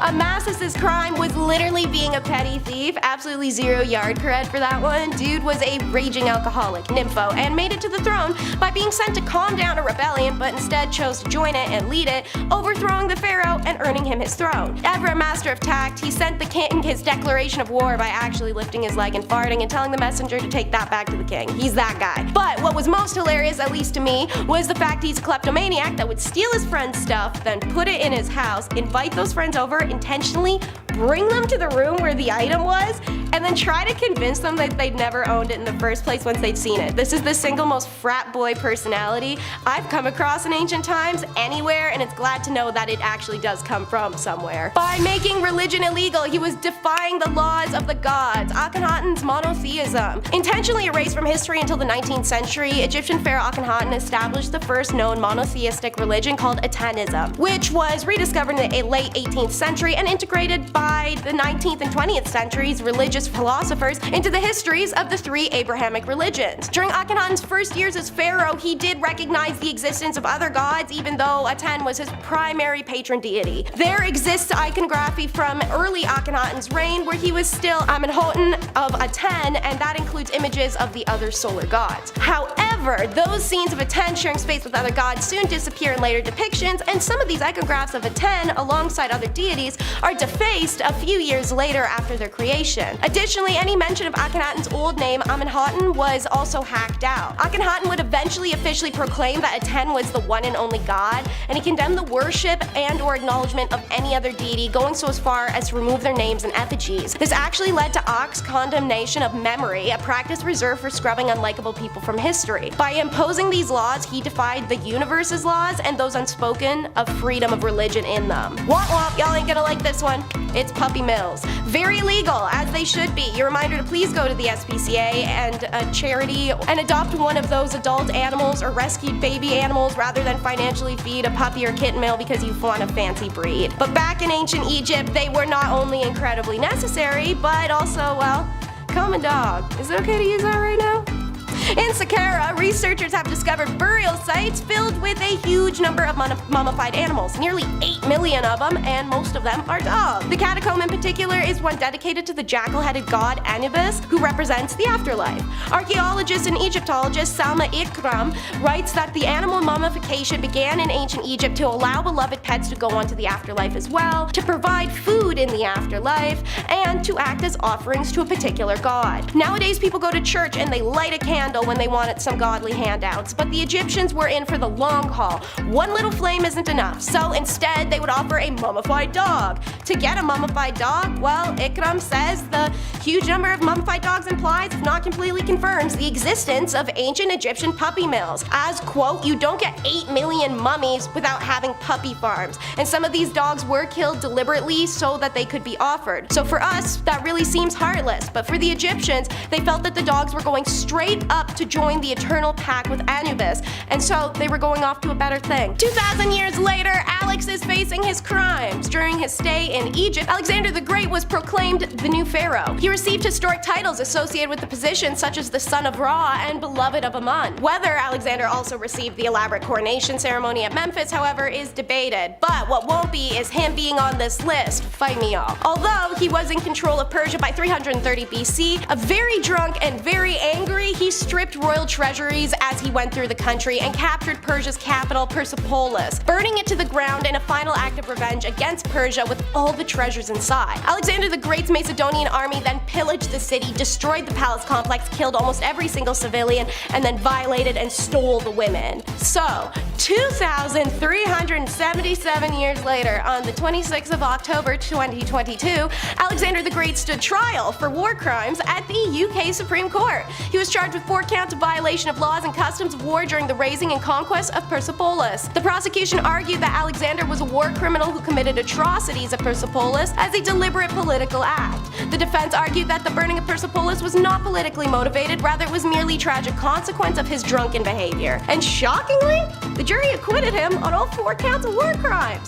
The verdict surprised Lord Legat, the Supreme Court justice presiding, after the jury chose to judge the defendant by the standards of his own time rather than the modern customs of war and the annual classics for all moot trial. I cannot help but feel some regret that you found deliberate extermination and enslavement not to be war crimes, but so be it, Legat said. Now for something that was a Grecian no, but in Egypt it's a yeah, sibling relations. So, the Egyptian pharaohs wouldn't be breaking any crimes, but with the Ptolemaic dynasty, when they came in, they were Macedonian Greeks, from a land where it was very much a crime to be doing some stuff with your siblings. It's also very much a crime by today's standards everywhere but Alabama. So, the Ptolemies adopted this practice from the Egyptians whom they'd conquered, although this would ironically exclude the native Egyptians. The tradition of sibling marriages appears to have begun with Ptolemy II Philadelphus, who married his older sister Arsenio II. The epithet Philadelphus actually means sibling lover, but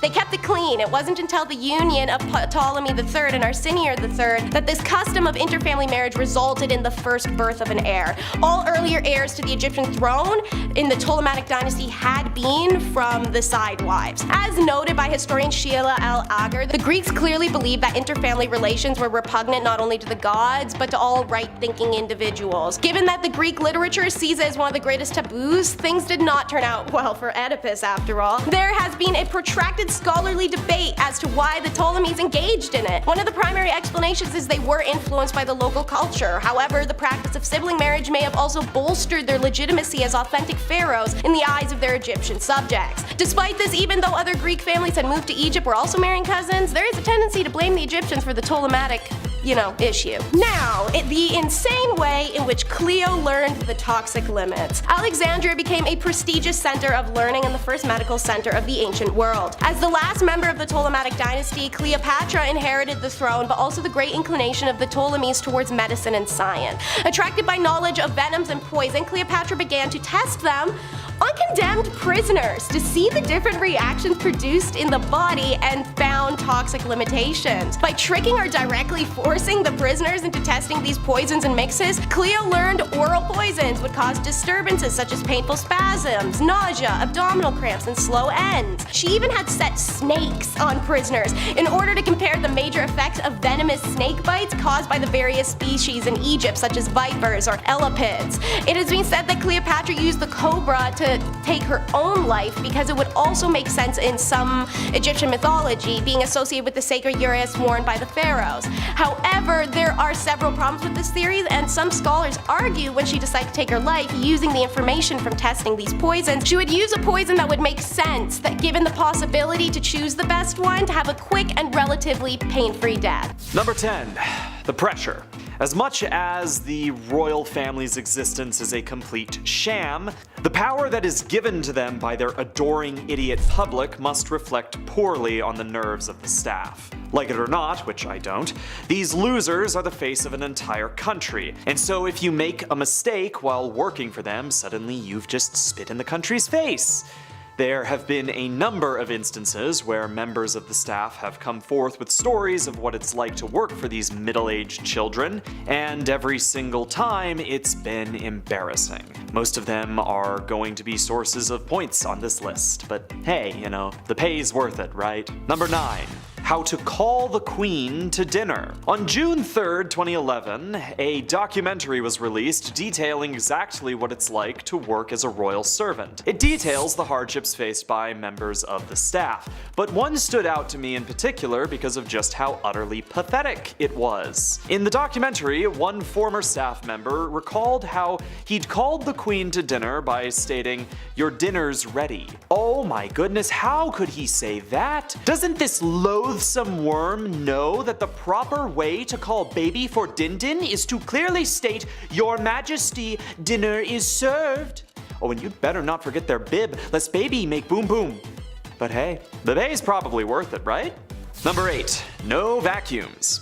One of the stranger rules that is inflicted on the staff is the demand that they do not use a vacuum cleaner until after 10 a.m. This means that when cleaning the entirety of that oversized eyesore of a palace, it must be done by sweeping until everyone is ready for their ears to withstand the atrocious assault made by such horrid machinery. Have you ever actually swept a floor in your life? Do you know how long that takes? And in a house of that size? Well, there's being polite, but come on. Well, I mean, come on. At least the pay's worth it, right? Number 7. Catering to their whims. These are slightly less defined, but it's generally well known that every single member of the royal family has their own peculiar quirks. As a result, every single royal aide must memorize the exact needs of a family member and conduct themselves accordingly. This has been famously cataloged in Margaret's human ashtrays, people who accompanied her solely to ensure that she did not have to think about where she was ashing her cigarette. Better remember which exact fruits these people like at which exact state of rottenness and temperature, or you're out of a job. And yes, this also includes the dogs. There's a butler for the dogs. But hey, at least the pay is worth it, right? It's one we all know and we can probably sing. Rah rah Rasputin warned them. The Romanovs were the last royal family ruling of the Russian Empire, and they had ruled the country for 400 years. Obviously by the 20th century it's about time for some change, and the Romanov dynasty was facing some serious challenges. I mean, we got World War I raging, famine and war-stoked aggression groups, and the Romanovs' only son Alexei was the sole heir and had hemophilia, which was a huge issue then. But Rasputin was able to keep the boy from dying on 5 separate occasions. Needless to say, from the perspective of the Romanovs, Rasputin was the only thing keeping the dynasty and empire alive single-handedly. Rasputin, however, issued a prophecy early in his life, before he even met the Romanovs. A vision that if someone killed him, their entire family would die with him at the hands of the Russian people. He made sure to be a broken record about this too. Well, his warning failed to discourage Felix Yusupov, who poisoned, jabbed, pew-pewed, and strangled, then drowned Raspy. And Felix was the cousin of the Tsar Nicholas of Romanov dynasty. Just like that, Rasputin's death was the end of the Romanovs, as just a few months later the Russian Revolution swept the monarchy out of power, executing all of them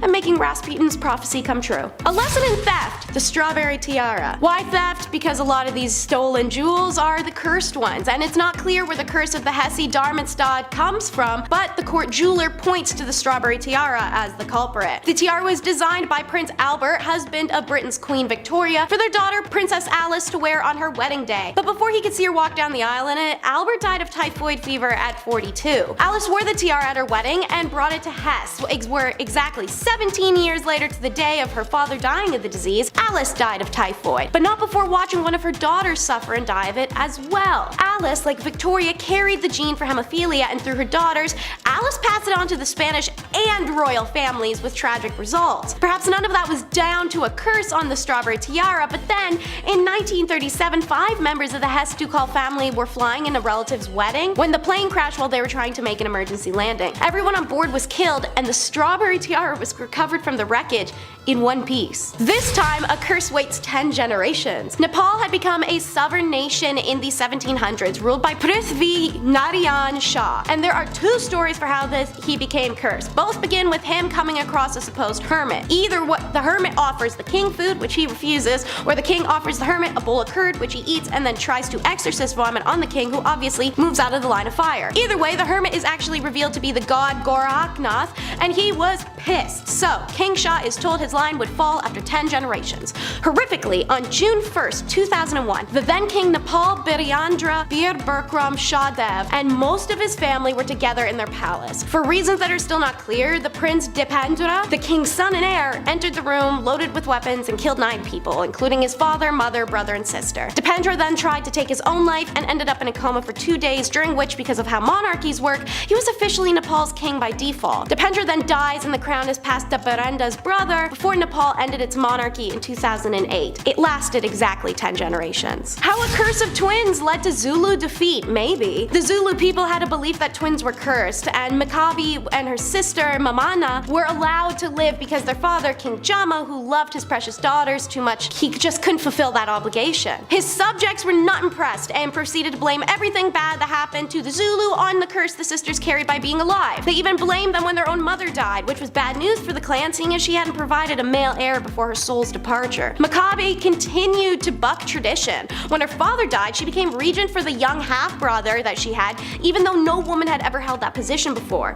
The Zulu called her a bloodthirsty despot, but she did step down voluntarily when her brother was old enough. 20 years later, his son, Shaka Zulu, Mayabaki's nephew, would ascend to the throne. Shaka was both a very successful king and a very violent person. He had a thing for killing his own people by the thousands for no reason. So, Mugabe, she arranged for his brothers to kill him. As he died, legend said he cursed the Zulu. "You will never rule this land. It will be ruled by the sparrows, who will fly across the sea and build their nests high on the cliffs."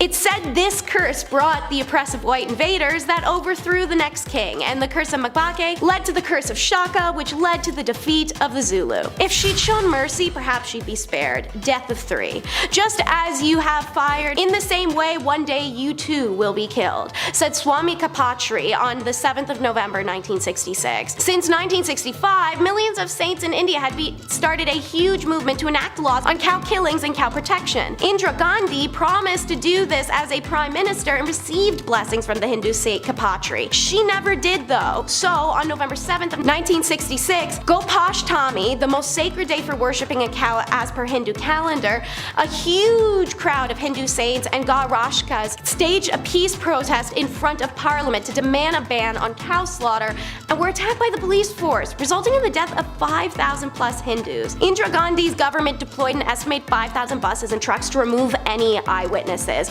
refusing to shoulder any responsibility for the attack and blaming it on the Home Minister. This is when Karpatri, devastated, curses her to die the same way she let the Hindus die that day. True to his word, Indira Gandhi is killed by her own bodyguards, the exact same way. And now, I hope you are ready for some curses on curses on curses. Pelops, he's going to marry the princess. He offers a servant a night with her if he helps kill the king. Naturally, it's a total double cross, and once the king is dead, the servant is ordered to be executed by Pelops. So, this basic ass servant curses Pelops' entire family and even backdates the curse to splinter reality. Tantalus questions the Olympics god's powers and kills his son, King Pelops, and feeds him to the gods while saying it's ox. The gods go, no it's not, and then he's the one cursed to stand in a puddle and he can't drink it, and then he's under the fruit he can't eat forever in the underworld, thus the word tantalize. 3rd generation, Pelops had 2 sons, Atreus and Thyestes, who then kill their half-bro so they don't gotta share the kingdom with them. Thyestes starts sneaking off with Atreus' wife, so Atreus cooks his sons and feeds them to Thyestes. What is with this family doing that? Atreus himself fathered 2 sons before he was killed, named Agamemnon and Menelaus.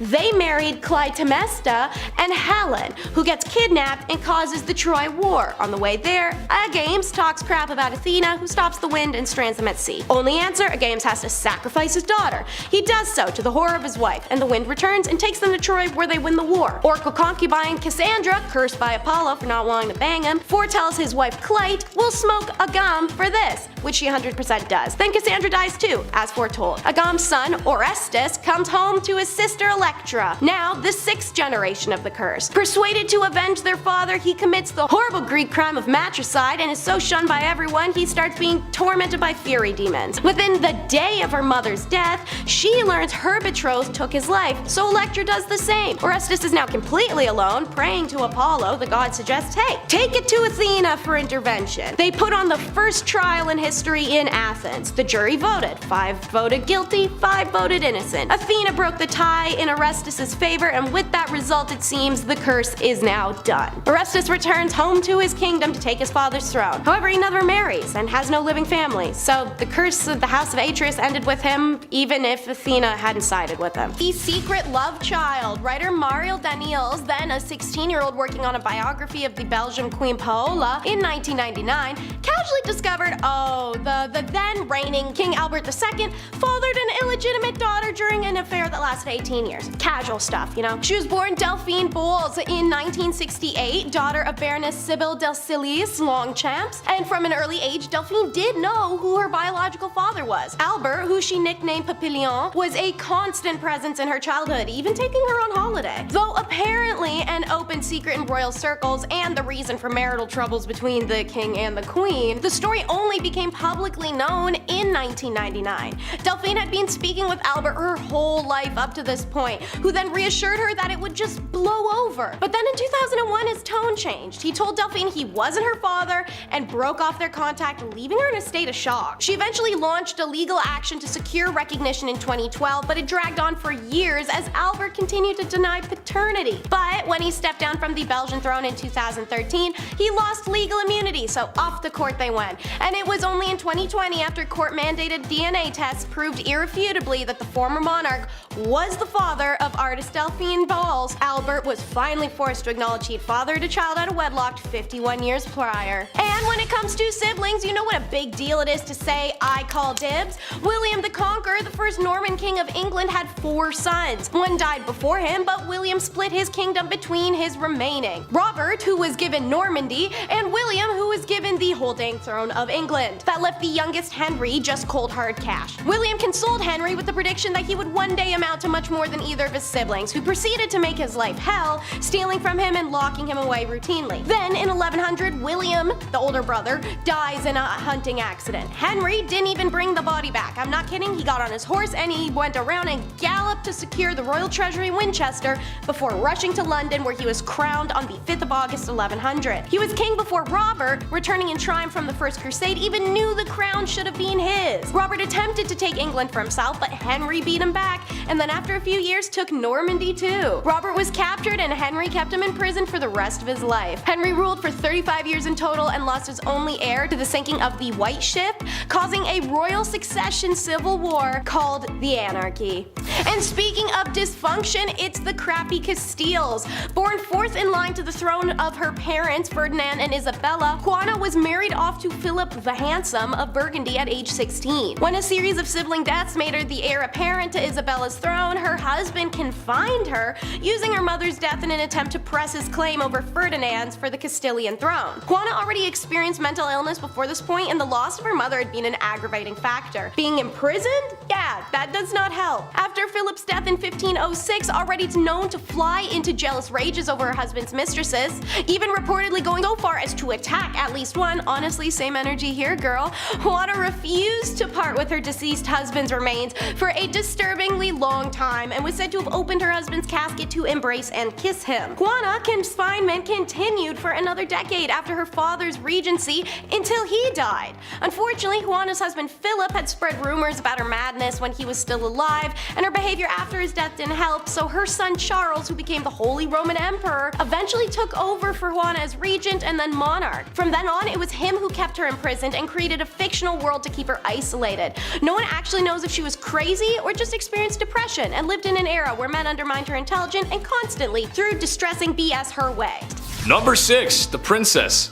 The tragic loss of Princess Diana affected not only the UK but people around the globe. She was known for her courage and her willingness to help those in need, and had the nerve to speak her mind.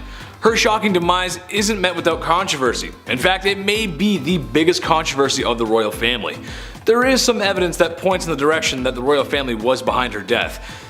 Diana had proclaimed to her guards that her car was having issues, and even stated in a private letter to her butler that she had some reasonable fear that her life was in danger. In a nutshell, the royal family disapproved of the princess's new lover, even though Charles had clearly been up to no good himself.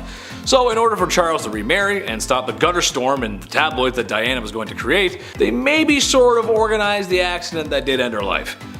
Well, good thing that's over, and After this, there won't be any more controversy for the family, right? At number 5, sucking toes. The British royal family are considered celebrities. I mean, with the amount of time people spend obsessing about their every move, I'd say that they're 10 times more famous than the Kardashians. They don't need their own reality show for people to keep up with them. People just do it. With this obsession with the royals, obviously comes paparazzi trying to get the latest scoop on members of the family and what they do in their spare time, as well as who they're canoodling with. This was how Sarah Ferguson was exposed for seeing other men shortly after she and Prince Andrew separated.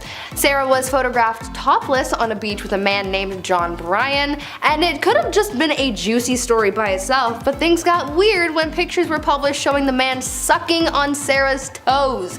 This again wasn't a good look for the royals, and the queen was pretty mad about the whole situation, but I'd like to look at the bright side of this. Think that this John Bryan guy had a pretty good time throughout all this. I mean, he got to suck royal toes and be published in the newspaper. Sounds like a pretty lit time for him. Number 4, party time. British royals are people of high esteem, morals, and cut from a higher quality of cloth. So when members of the royal family are seen partying too hard, well, it's a bad look. Prince George, Duke of Kent, was one such royal. He became known for spending his evenings in the best hotels and ballrooms that money could buy, even sometimes wandering into venues that were a tad tawdry even by today's standards. What's more interesting than that is the prince living the life of a frat boy is that his promiscuous relationship with not only just women, but men as well. Add in substance abuse issues that would make Charlie Sheen blush, and you've got yourself one wild prince. Yet again, there's some private letters that seem to support such wild accusations. Unfortunately, he passed away in a plane crash that is shrouded in mystery, and the royal family is suspected of having a hand. Foreshadowing much? At number 3, the milkman's son. By far the most scandalous royal relationship of modern times was without a doubt Prince Charles and Princess Diana's marriage. We all know how messy their relationship was with the love triangle, the affairs, and Diana's confessions of how tough it was to be married to Charles. But one of the other pretty juicy secret scandals that surrounded the couple was the speculation that the couple's youngest son, Prince Harry, wasn't even Prince Charles's biological kid. In a tell-all interview with Princess Diana in 1995, she admitted to having had a 5-year-long affair with a military man named James Hewitt. After Diana's passing, people started speculating that perhaps this James character was actually Harry's biological dad. I mean, when you take a side-by-side look at James and Harry, their resemblance is pretty uncanny. James denied all allegations, and the royal family did the same, but this still remains one of those royal secrets that I'm sure everyone believes, but just won't admit. Number 2, stepbro? Yeah, I know it's gross, but the truth of the matter is none of us would be here if it wasn't for a little inbreeding. Royals just tend to turn that dial up to 11. Back in ye olde times, bloodlines had to be maintained, and the only way to keep them pure was to marry cousins and have children. Queen Elizabeth and Prince Philip are both related to Queen Victoria, but the crazy bus doesn't stop here. Queen Victoria and Prince Albert were first cousins, and they had 9 children together. This is a tradition that all royal families practice. Of course, marriage back then was more of a business decision or a political one. It's why certain distant cousins end up ruling different monarchies and empires. Sure, I get it. Why cross the street when you can cross the hall? But at some point, you gotta run out of cousins. Let's just be glad this practice is of the past and stays in the past. At number 1, long lost family. The royal family is known for trying to make themselves look perfect in the eyes of the public. They are always trying to look poised and put together and without flaws, but this effort also comes with its dark side, and there's a dark royal secret that just shows the lengths that they have gone to make people think that they are all just perfect people of society. It turns out that the queen had secret cousins that very few people knew about. The royal family and everyone adjacent are very well-known people, so how did we not know about the queen's cousins? Well, that's because they were essentially shunned and shipped off elsewhere because of their mental states. Back in the 1940s, mental disabilities were not very understood and were often seen as embarrassing for the families of the people who had whatever disability. The royal family thought that these cousins, Nerissa and Catherine, were too embarrassing for the royal family to keep around, so they had them incarcerated in a mental institution, and they remained there for the rest of their lives, cut off from the rest of the royal family. It is said that no members of the family ever came to visit them. Now that is not a way to treat family.